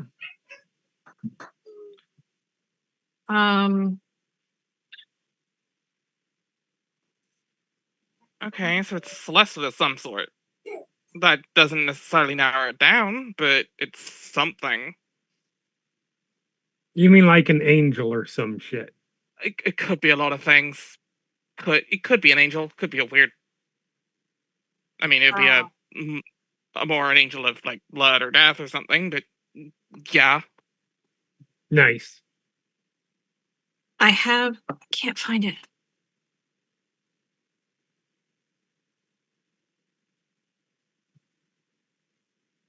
Various There's- beings of the outer realms. Shawnee, was there anything I could roll? You can roll to... religion if you want, All right. may I also roll said religion check? if you so desire.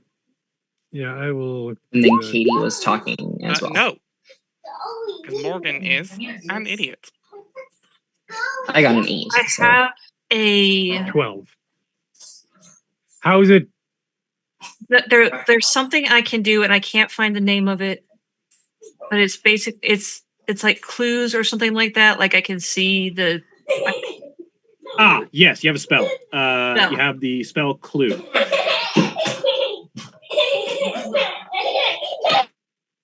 If you look into your spells list, you can read the spell Clue. When you cast this spell, all footprints and fingerprints within a 30-foot emanation originating from you become highlighted and glow faintly for the duration. When you cast a spell, choose any point in time up to 10 days ago. Only footprints and fingerprints left between that time and the present will be highlighted. Each creature that leaves footprints and fingerprints is assigned a unique color, but are not otherwise identified. Any creature that moves or touches objects within the emanation will also leave colorful footprints and fingerprints, which might reveal invisible creatures in the area. Is that what you're looking for? Yes, that one. Yep. I'm going. Can I cast that for just like the past 12 hours? Yeah, absolutely.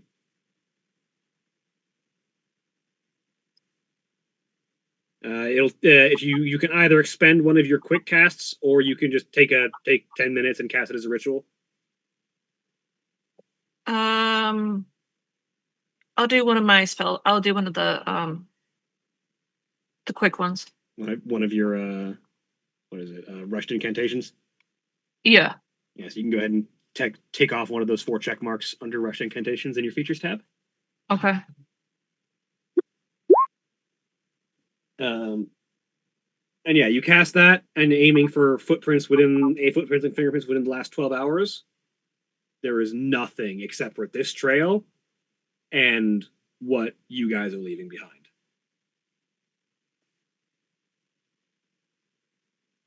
Interesting. With those religion checks, none of you know what the fuck this thing was. Mm. I do an Arcana check. If you want, yeah, absolutely.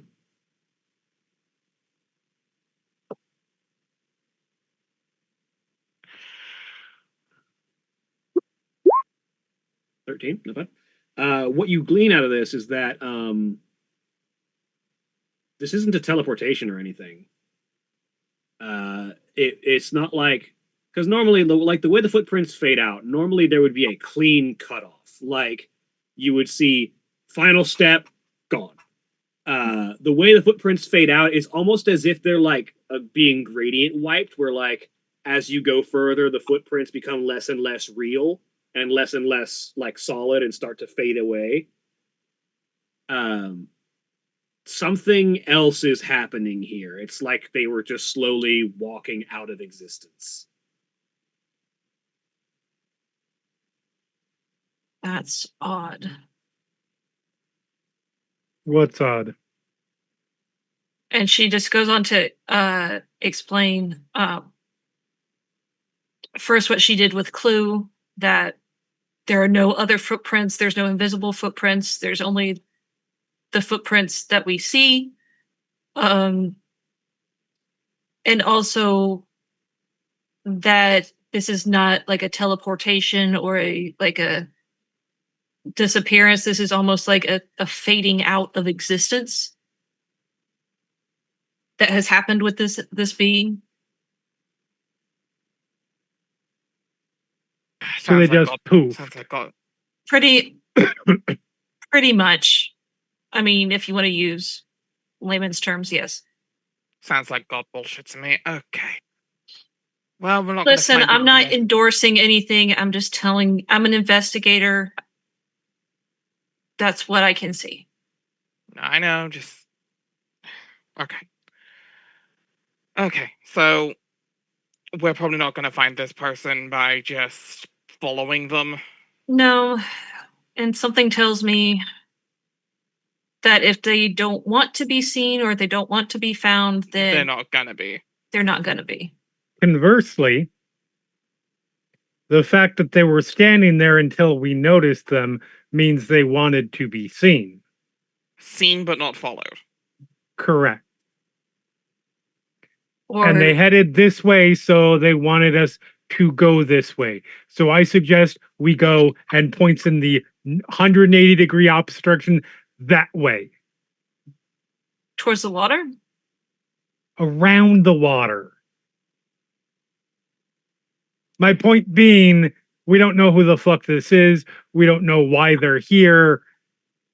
We don't know why we're here either. Like honestly, Did you not listen to the there's no way to say this without it sounding like a god, but I'm sure it's not a god. The big booming voice in the sky that brought us here? Yeah. Hi, person from the God City here. Sounded like a fucking god. Yeah. Okay. Did you hear what he said? Yeah, it's something about, you know, bringing hope into the midst of chaos, and that, ooh, somebody's mad. Anybody like the paraphrasing. place that they live? Because it doesn't sound like to me like any of you do. I'm not even allowed in the walls of my fucking city. I mean, it's all I know. And my library is pretty awesome because nobody bothers me there. Okay, but sometimes you have to go out of your library, right? On occasion. Do you like what you see when you go outside? It's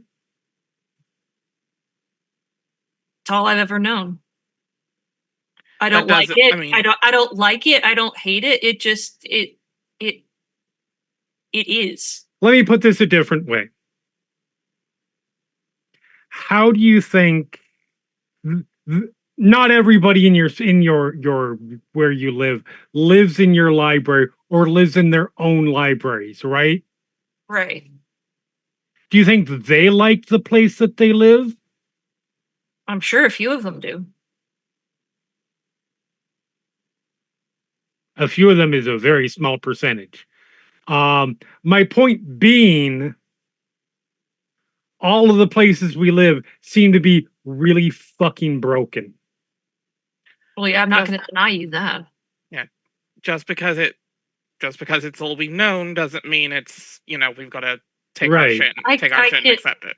I get that, but I can't. Is what the I don't have doll anything- is saying. I don't have anything else to compare it to. No, well, it's bad. I will just say that for you, it's bad. I live in I live in a tower where if you think about committing a crime, you've already done it, and you're going to be punished for it. Oh, fuck that. That sounds like a Twilight Zone episode. I don't know what the fuck Those you're are- talking about, Words. Don't worry about it. but so all of our shit is broken. Yeah. I've been planning to do something about mine for a while. It just happens to involve murdering multiple people. Murdering one, but I have to work up to that. So you I okay? You're right. I- Sorry, I go after all of the other people who can see the future, and are going to fuck things up for the people who can't. Yeah, yep, pretty much. The point being, at least I have a plan rather than, oh, this is horrible for everybody else, but I'll just stay inside and it'll be okay. No judgment. You do you. Sounds pretty. I'm just Listen, saying. Sounded pretty That's a- fucking judgy. That's a gross overstatement. You asked It me probably is. you asked me how I felt, and I'm honest with you. If I'm Uh-huh. honestly, I'm being honest with I enjoy you. I am enjoying being the thorn in people's sides that don't remember history. I want Very that fair. to change. 100% fair. I like stirring the pot. I like poking the bear. I like that. You're gonna be okay. Now you- I'm seeing you eyes why here. You're gonna be a fun one. Okay. But here's my question. Do you want to be the thorn in the side, or do you actually want to change things to make things better? Because I know a lot of people, I'm not saying that you're one of them, to be clear, but I know a lot of people who like being the voice of opposition, but they don't want anything to change, actually. They just like being the person who speaks out and gets all the attention for it. Of course, I want things to fucking change. Why would I choose to be ostracized? Then here's what it sounds like from what the big voice in the sky said. God, I hate the way that sounds. Is Get used to it. no. Is here's our chance to change things.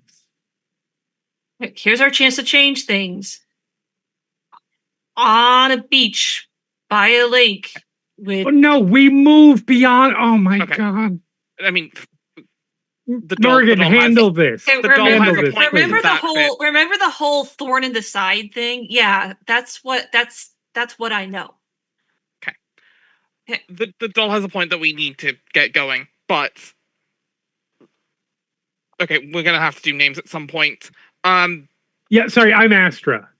Hi, Morgan Molly. Molly. and You're the Astra that probably Right. shouldn't have ever been, says the voice in your head. You shut the fuck up to nobody. Wait a second. That's okay, let what? the one with Sorry. too many finger joints speak. Sorry, that sorry. That was not at any of you guys. I Ygraine sits up and locks eyes on Astra. You're not the only one who has not alone. So,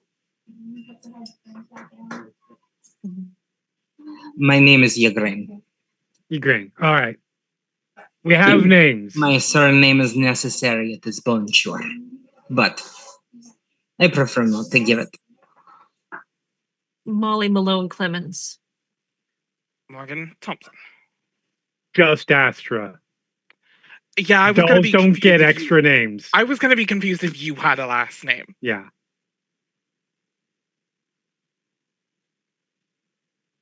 Yeah, I'm going to apologize in advance. Occasionally, I'm going to yell at something. It's not you.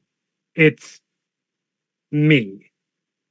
I am used to being yelled at. It. You're yelling at yourself.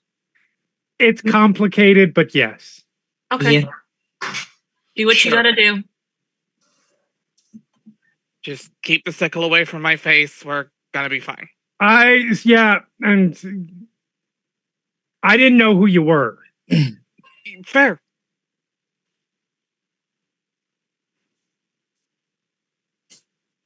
All right, so which way are we walking? Or are we setting down and living here for the rest of our existences? I know we should probably find some kind of civilization. The area that the footprints trail off in is roughly south, slightly southwest.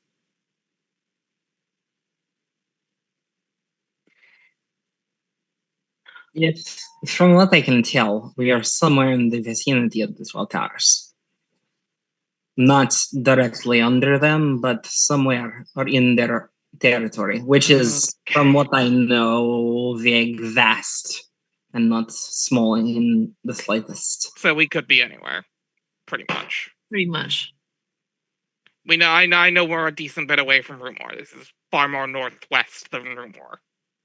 But where Rumor is in relative to the 12 towers. I mean, Fuck if I know. Well, Yeah. one is lost in the woods. There is only one correct direction, and that is forward.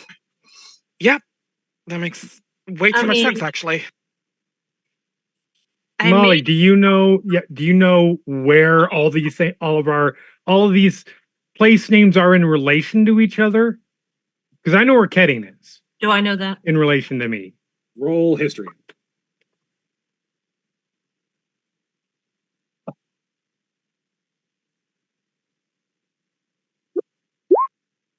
Jesus Christ. With the 23, yeah, you might not be able to list off exact directions based on where you are, but you know rough cardinal directions of where each nation sits in relation to each other. Like she could sketch out in the shore a very rough map of. That's exactly what she does. Is she sits down, takes a stick, and says, it's a map made of circles and lines rather than any kind of geographical contours, but it's basically that's in the middle of all these places you've got 12 towers, and that's a big place. Here's so Zodiac, I'm having trouble saying your character's name. How do you say it? Ygraine. Ygraine. Okay, here's Ygraine's place. Yep. Here's Astra's place. Yep. Here's Morgan's place. Here's my place. And here's the 12 towers. Okay. So I'm more likely to hit the 12 towers than anywhere else. Pretty much. If I remember correctly, the divination is upper northeast. Far east. Far east. The divination tower is that on the map, one. This one, yeah. I mean, that's good. We probably don't want to go there if we have plans to upset the apple cart, and by which I mean slowly murder every apple in the cart until it's an empty cart. I'm kidding. Technically, I was going to say not my jurisdiction. Technically, I don't have a jurisdiction. I like that. what would your jurisdiction be what would your job be in your jurisdiction, just hypothetically? Well, you take one look at me, you can probably take a guess what I was. Oh no. To All be fair, right. I started asking questions. They kicked me out and almost killed me. So I was about to say, if you are law enforcement, unfortunately, I don't. yeah, I was. can support you, but I don't. Keyword have here. defense. Keyword here was. Now I am weird creatures from the forest enforcement for a settlement outside the walls. Private security. Basically. Cool. You know, they don't need to hire me, but you know, I need to eat. Well,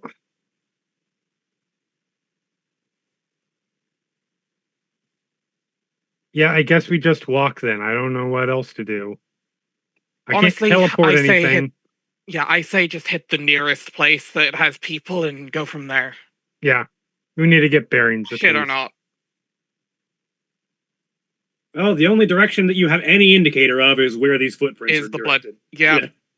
Yeah, Morgan I just may- starts I may be Really- in the blood direction. I may be the minority here, but maybe we go in that direction.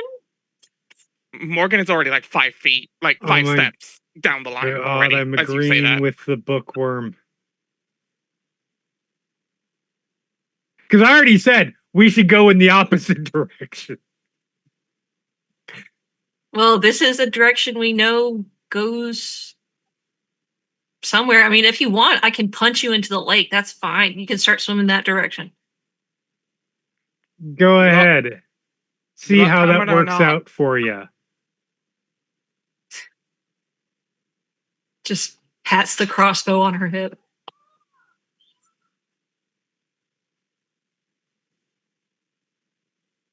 Oh no. A bunch of wooden string. What will I ever do? Let's go. I don't know. I'm not the one that has to be carried piggyback, so I don't have to be. I forgot. Only a got key little piece legs. of character description. There is a laurel around Ygraine's head of red, orange, brown, and black autumn leaves with thorns sticking out, just like ever present on the head. And if you get close enough, you can see the thorns go inward as well. nice. Anybody who doesn't know, that means she's a hexblood. Probably a thing that comes up on rare enough occasion in Mhm. more. I don't have to be. Igraine was just nice enough to carry me. 'Cause I have small legs. Yeah, only got little legs. Are you, like, mechanically, you actually slower than 30 feet? Or No. Oh, okay. I Yeah, have right, speed of 2024 30 just feet. undid that completely. Right. But yeah, speed of 30 feet. But if you can get somebody to carry you, why would you want to walk? No, 100%. Yeah. I listen. I live for the day that I can get uppies from someone. So Right. yeah, I can sympathize here.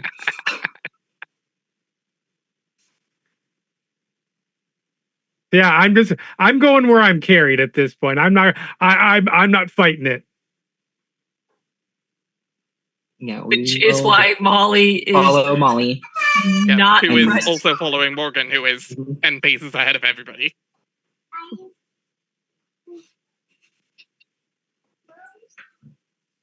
So, following the trail of disappearing footprints, Yes.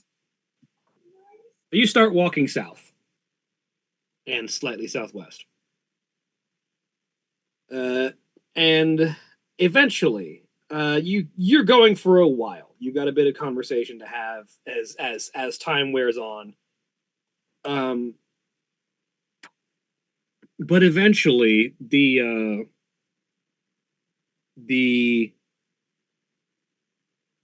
rolling hills start to level out and drop, and you eventually hit the high point of this region, which gives you a pretty good view of what you are descending into. As it's not like a major drop, but you are going into like a little bit of a valley.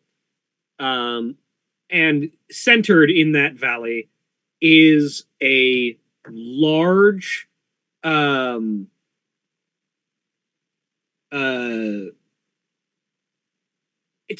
to call it a tower is an interesting approach, because it seems like someone took an enormous pillar of concrete and just rose it up into the sky for about 100 feet and then turned the top into a house. Like there's just kind of a manor house sitting atop a massive pillar.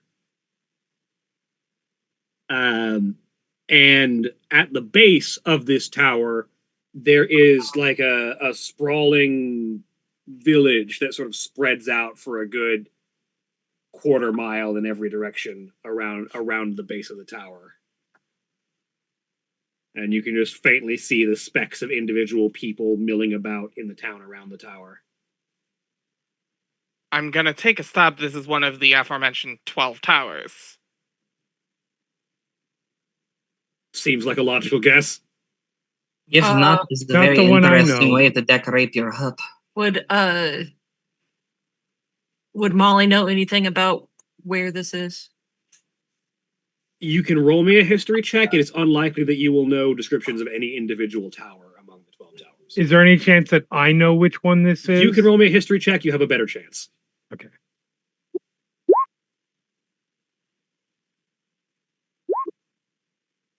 Nat 20. With a nat 20, you actually do know the name of the wizard that owns this tower. Archmage Caius the Transmuter. Do I Also- know? Also known as Caius Silvertouch. Jeremy has been told things about the. Does Astra know what kind of hell the transmuter place is? There is communication in transit between the 12 towers. Those that live under the tower compact do have the option of moving between essentially city states. So yeah, you've occasionally seen a too perfect looking individual come into the divination tower and heard stories be shared about what happens around Caius's tower. Oh, fuck that noise. Okay, what particular brand of bullshit are we dealing with? We're dealing with a he's incredibly powerful transmutation wizard. And for people who don't know arcane magic, he alters people and things. Gross. oh dear. Okay. So keep walking is what I'm hearing? It's going to take forever to get to the next place. At least this one doesn't know everything we're about to do before we do it. Food and supplies. Grab some food and supplies, get out of here as soon as possible. Listen, I'm not crazy about going into the Stepford Wives. I mean, You keep saying these things. I love that this is now the bit for Molly. She makes good. all the real world I love references. it. Yep. It's just letting the ADD brain just flow naturally.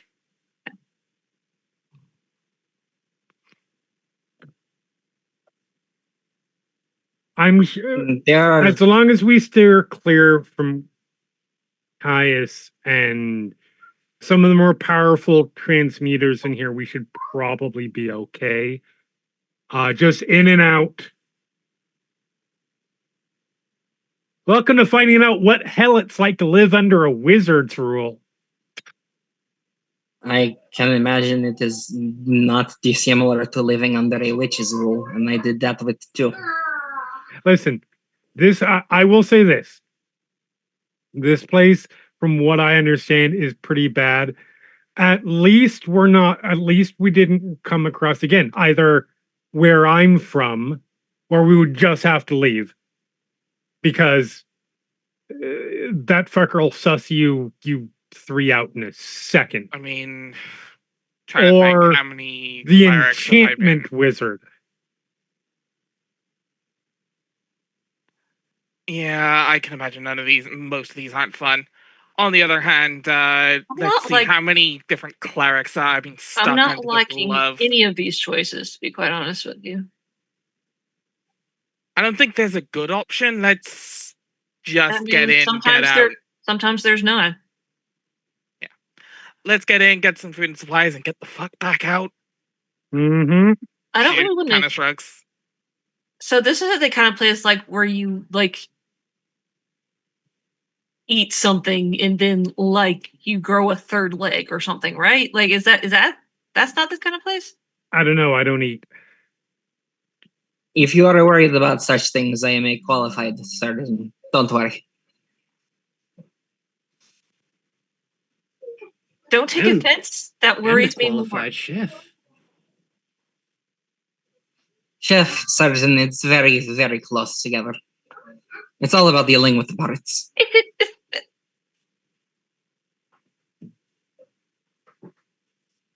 I'm liking Oh, you the- more and more. Office of Health and Safety would have a field day. I'm able to debone a pig in under 2 minutes. How You've quickly can you debone a diviner? I assume he is like as long as he is of humanoid shape. I mean, He's like long double thing. of ours. He is just like long long pig. pig. How, at what point during the deboning process will they actually die? I would assume fairly early on. I was about to say, I'm not. Most people What don't if you take a want it to ton take a of- while? ton of stabs. I'm not a And I would surgeon suggest you doing it with a spoon. or any type of doctor, but I have a feeling that once you start like opening up the body and taking out bones, it doesn't last very long. You would think, but I have learned some things. Okay, so we're What? going into weird transmutation place, or are we? Yes, passing we're on going this? into we're going into Prettyville, USA. Uh, No, you're doing it. Yeah, I don't know. I'm just gonna blame Molly. I am assuming it is a staircase. The Ugrain will say, just sort of gesturing at the long tower. I don't really have any intention of going up to that tower. As far as I'm concerned, like leave that to the Jehovah's Witnesses. Like the bye. Mm. What are these Someday words I will you sit use? down and I will Who tell you is- some stories. You keep using those words. No, I know exactly what they mean. Thank you. You may not. Who is Jehovah? What did they witness, and can it be proven in court? Is it that kind of a witness? No, it's much more. Because I've had to get rid of witnesses before. It's much more. How do I put this?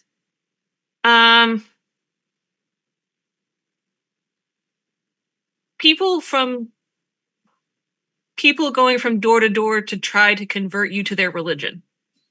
not a god I have heard of. But to be fair, that happens on occasion. So, fuck, I don't know. And by the way, and she's gonna look down at Astra. Uh-huh. I might not be a cop, but if you hurt an innocent, I will step in.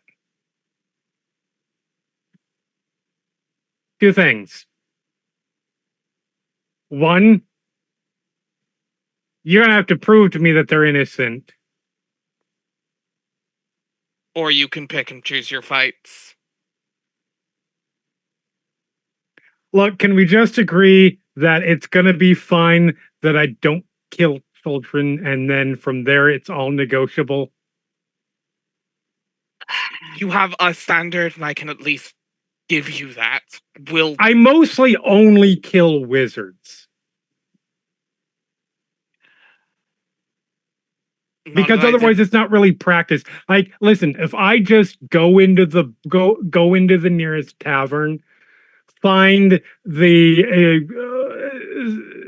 salty Willie who's been there at the bar, going to that bar, practically lives there, is 80 years old, has never done a thing in his life, and can't defend himself. I'm not learning anything from that, am I? I'm not becoming better at murdering exceptionally powerful Also, wizards. that would be an unwise choice because if he's a regular there and one day he doesn't show up, then people get suspicious. Well, yeah, I'm not saying it's a smart decision. I'm just saying if I were to do like I don't go around randomly slaughtering farmers or anything like that. I have a code. That makes it all okay. That's what I've been told by novels. Oh, so you I'm do glad read. you didn't say it's what you've been told by yourself, because I certainly never told you that. You shut the fuck up. No, you didn't tell me that. I had to learn it for myself, you useless bitch. Sorry. Again, I have a feeling we are going to be good friends. I can sympathize. I am just going to go ahead and give you the benefit of the doubt that you were not talking to me and you were talking to yourself. Correct. Okay, carry on. Okay. But I'm proud of you. You've read a book. Yes, I've read books. I've read quite a few. I just don't hide where they live. It's not hiding, it's research. Keep telling yourself that. And Let's go. One of these days, your character and mine will get along, Katie. I swear. It's session 1. There's time. a street going, don't. Okay. No, in complete fairness, for the most part, our vampire characters got along okay. For the most part, yeah. No, the real streak is mine and Elle's characters. Shani will attest. No, it's great. Between Morgan and Rowena and Garani and Bayou. It's great. Our characters always seem to be at each other's throats. Yeah, me and Elle. You're my Craig for the Monday game.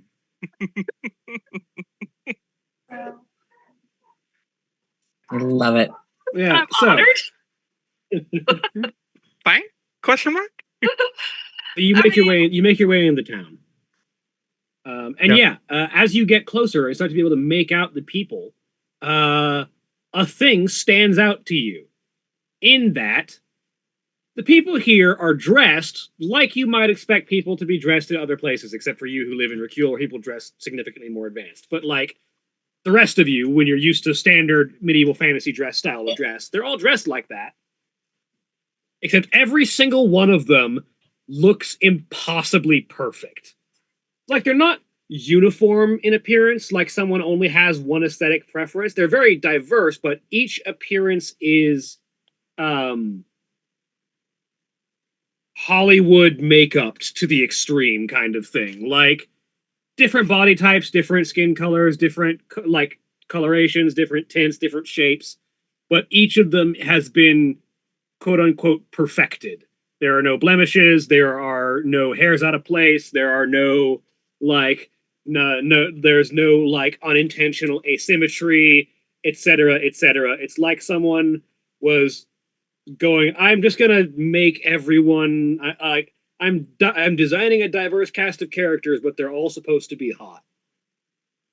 Which is, is a problem in itself when it comes to diversity. But yeah, at 100%, yes. This place is evil. So why is everybody copied and pasted? Yeah, for Morgan's perspective, this is basically looking at an entire city full of ASMR. Pretty much, yeah. Kind of, but they're all various, like, different species. Wait, yeah. If I went and knocked on one of their heads, it would make a hollow sound? No. I mean, they look like they're acting normal, just... Yeah, they act like normal people, they just look... You don't Every single one of them looks picturesque. Yeah, just... You don't get to have imperfections here. Oh yeah, I can see by everybody with a walking Instagram filter face. What are you saying? What are these words? It's okay. So, in some photographs that people, What's What? a photograph? in some pictures, do you know what a camera is? No. No. Okay. Just Like stare. pure It's, confusion. it's Picture like a painting. yes, but a painting taken with a painting taken in an instant with varying degrees of light. I think I've heard of that magic item before. There are some Sure. people who have worked their magic to make blemishes disappear with what we call filters.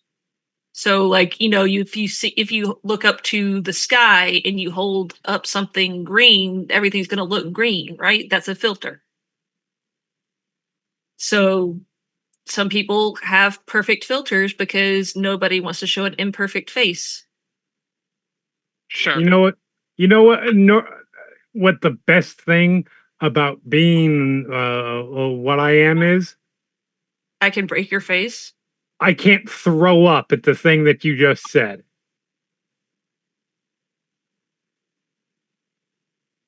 You can try to break my face. Good luck with that.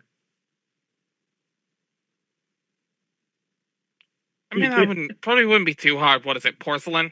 Yeah. I mean, there's already a crack in it. You can see it right there. Let's not talk about the crack. Let's That is go get what we need to get. Also, to be clear, that was a statement, not a threat. Yes, and mine was just an observation. Let's call it what it is. That to be both.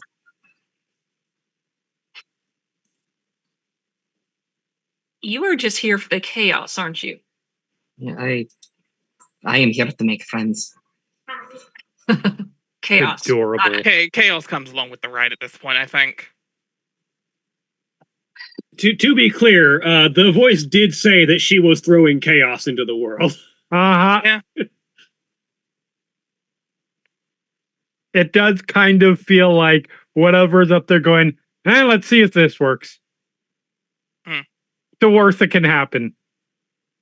Just if I just throw this handful of spaghetti at the wall, it will tell the Mhm. story. So somebody said, "Hey, y'all, watch this. Hold my beer." It's the worst that can happen. Answer this group.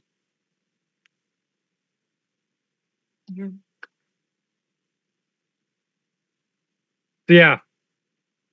We are looking for, I don't know, what do we need? I mean, does anyone else have any food? Because I sure did not have. I was sure it not at my house. Yes, I pack lots of food that I don't eat. I mean, yeah, but then it's not relevant. So No, unfortunately not. Other than a very squished bag of trail mix, no. I did carry food with me for a while, but that was just until they figured out not to eat the food that was sitting next to the cute doll. Because they died 4 hours later. lovely. Oh, so you don't want a quick death. You want a slow, painful one. No, the food was off.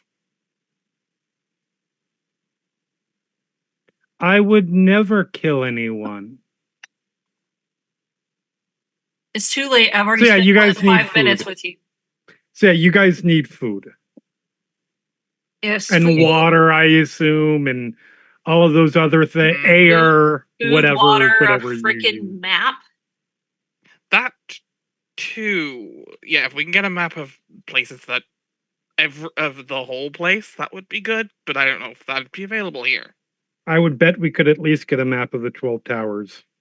Better than nothing. Maybe more than that, although I don't know, that would probably be more of a where I'm from. honestly. Or where Molly's guess- from. I guess an atlas is too much to ask for. Yeah, Hmm. because most people, it seems like, don't just leave where they're from. A giant forest that kills you in the way. It's not so bad. Like, I've fought some of those things. I've Today. hung out with some of those things when I had to go into hiding after Yeah, the when- heat got too big. And I mean this with all the respect. It's going to sound bad, but I don't mean it as an insult. When you look like them, That's no insult taken.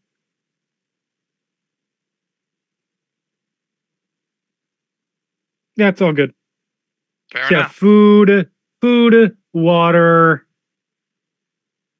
map.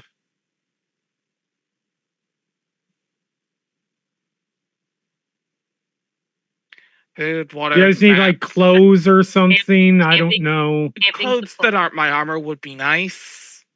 Camping supplies? That. Sure. Also, if Your you brain wanna- kind of just sort of looks and just raises a shoulder and lets the sound of most of her life clang in her bag. Mhm.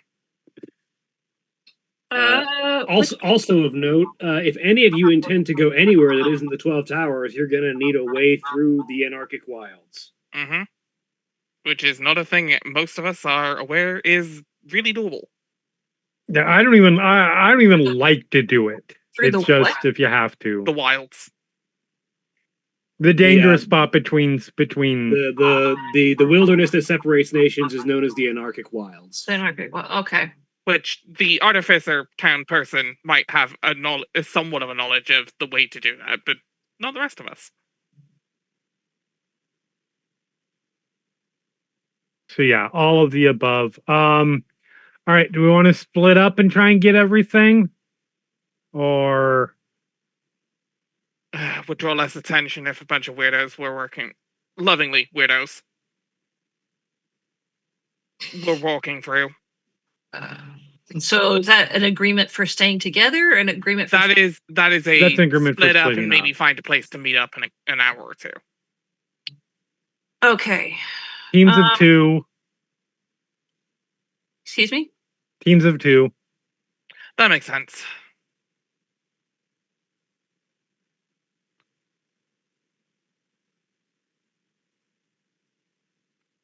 There are 5 of you. That is fair. Oh, sorry, I miscounted. There are 4 of you. Yeah, there are Yeah. 4 of us currently. There will Right, be 'cause the- 5 the, of us. the fifth is not here yet. Correct. Yep. Okay, so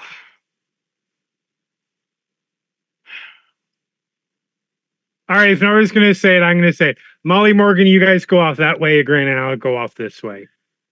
fair Well, does enough. that make that sense to go with whoever's carrying you? No, nobody was saying I'll go with this person or I'll go with that person. So somebody had to make a choice. No, fair enough. She has a point. I admire your initiative. Thank you. I admire it too. Just try not to draw attention. You two, you're gonna stick out like a sore. You two are gonna stick out like a sore thumb. Be fair. I don't understand what you mean. I look like everyone else here. Not inaccurate, actually. Okay, so wait a second. Before we all split up, I just give a smile and then drop into my doll form. can we agree on what we're going to get? Yeah, no, that should be a thing. You want camp supplies. I don't know what's in a camp supply. Okay, I will get camping supplies and look for a map. Can All you right. guys get food and water? Yes, what do you eat? Bread, Specifically, you two. normal Meat, bread, and things. wine. What is it? I said meat, bread, and wine. It cooked meat, fish, fruit that's not spoiled, bread that's not stale. Although if you find something interesting, by all means. So depending on how long we're going to be traveling, the fruit will spoil. The bread bread will will get stale. stale. There's bread meant for travel. It's Yeah. not the best, but it's doable. Hard tech. Get stuff in It's- cans. Yes, the more moisture you drain out of the bread, the longer it lasts. Says the voice in your grain's head. I do paid attention when Granny was talking of recipes and baking. Unfortunately. Yes, she knows the best ways to bake a human into a pie. I always detested pineapple. This is fine. Dried foods. That is seems probably the entirely best. unconcerning. All Yeah. right, so Yeah, dried foods are your best bet. cool. We can do that. I love two different player characters that have voices in their head that I can be. Hmm. That are the exact opposite. Wait for the point when something happens for those two voices to have to interact with each other. Let me know ahead of time so I can make popcorn. And Shawnee, go. Yeah, we had- doing charades. Yeah.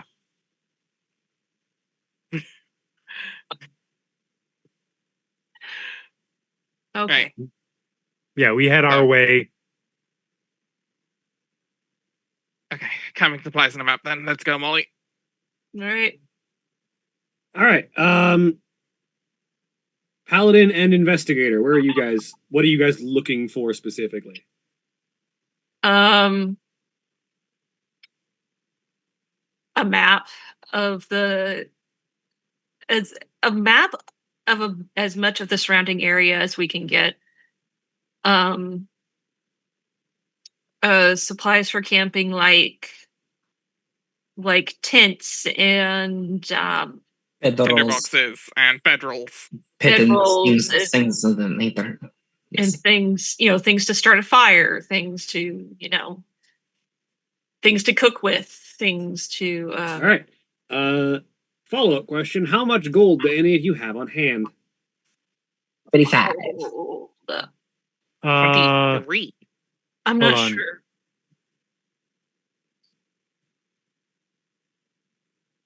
$65. Hold up. Where would I find that? That would be in your Inventory? inventory. Yeah, it's at the top of the inventory thing. 67. All right, so you've got some amount of spending money. Assuming they take your currency, which, considering you all speak the same language, there's a chance you might all use the same money. Or at least similar money. It feels weird to carry coin in a society that everything is done just via word of contract. But I mean, coin is a services contract. rendered, Money is currency is a money is contract. collateral. Yeah. But yeah,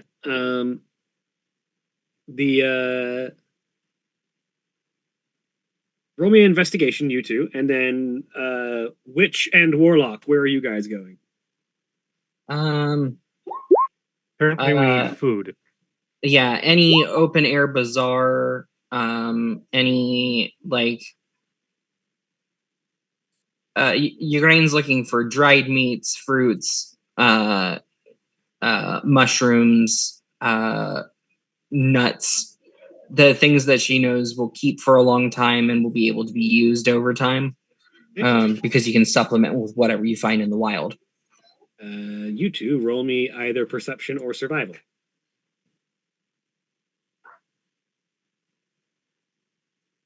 I'm equally nothing at both. 14 on perception check. 16. All right. So, as the the pair of you, the two pairs of you, split up in different directions. Both of you are going to learn a little bit more about what's going on around the tower, and potentially a little bit more about what's going on in the world. But we'll pick up with all of that next time. Say goodbye, everybody. Bye, everybody. Goodbye, everybody. Bye. Bye. Bye. Bye.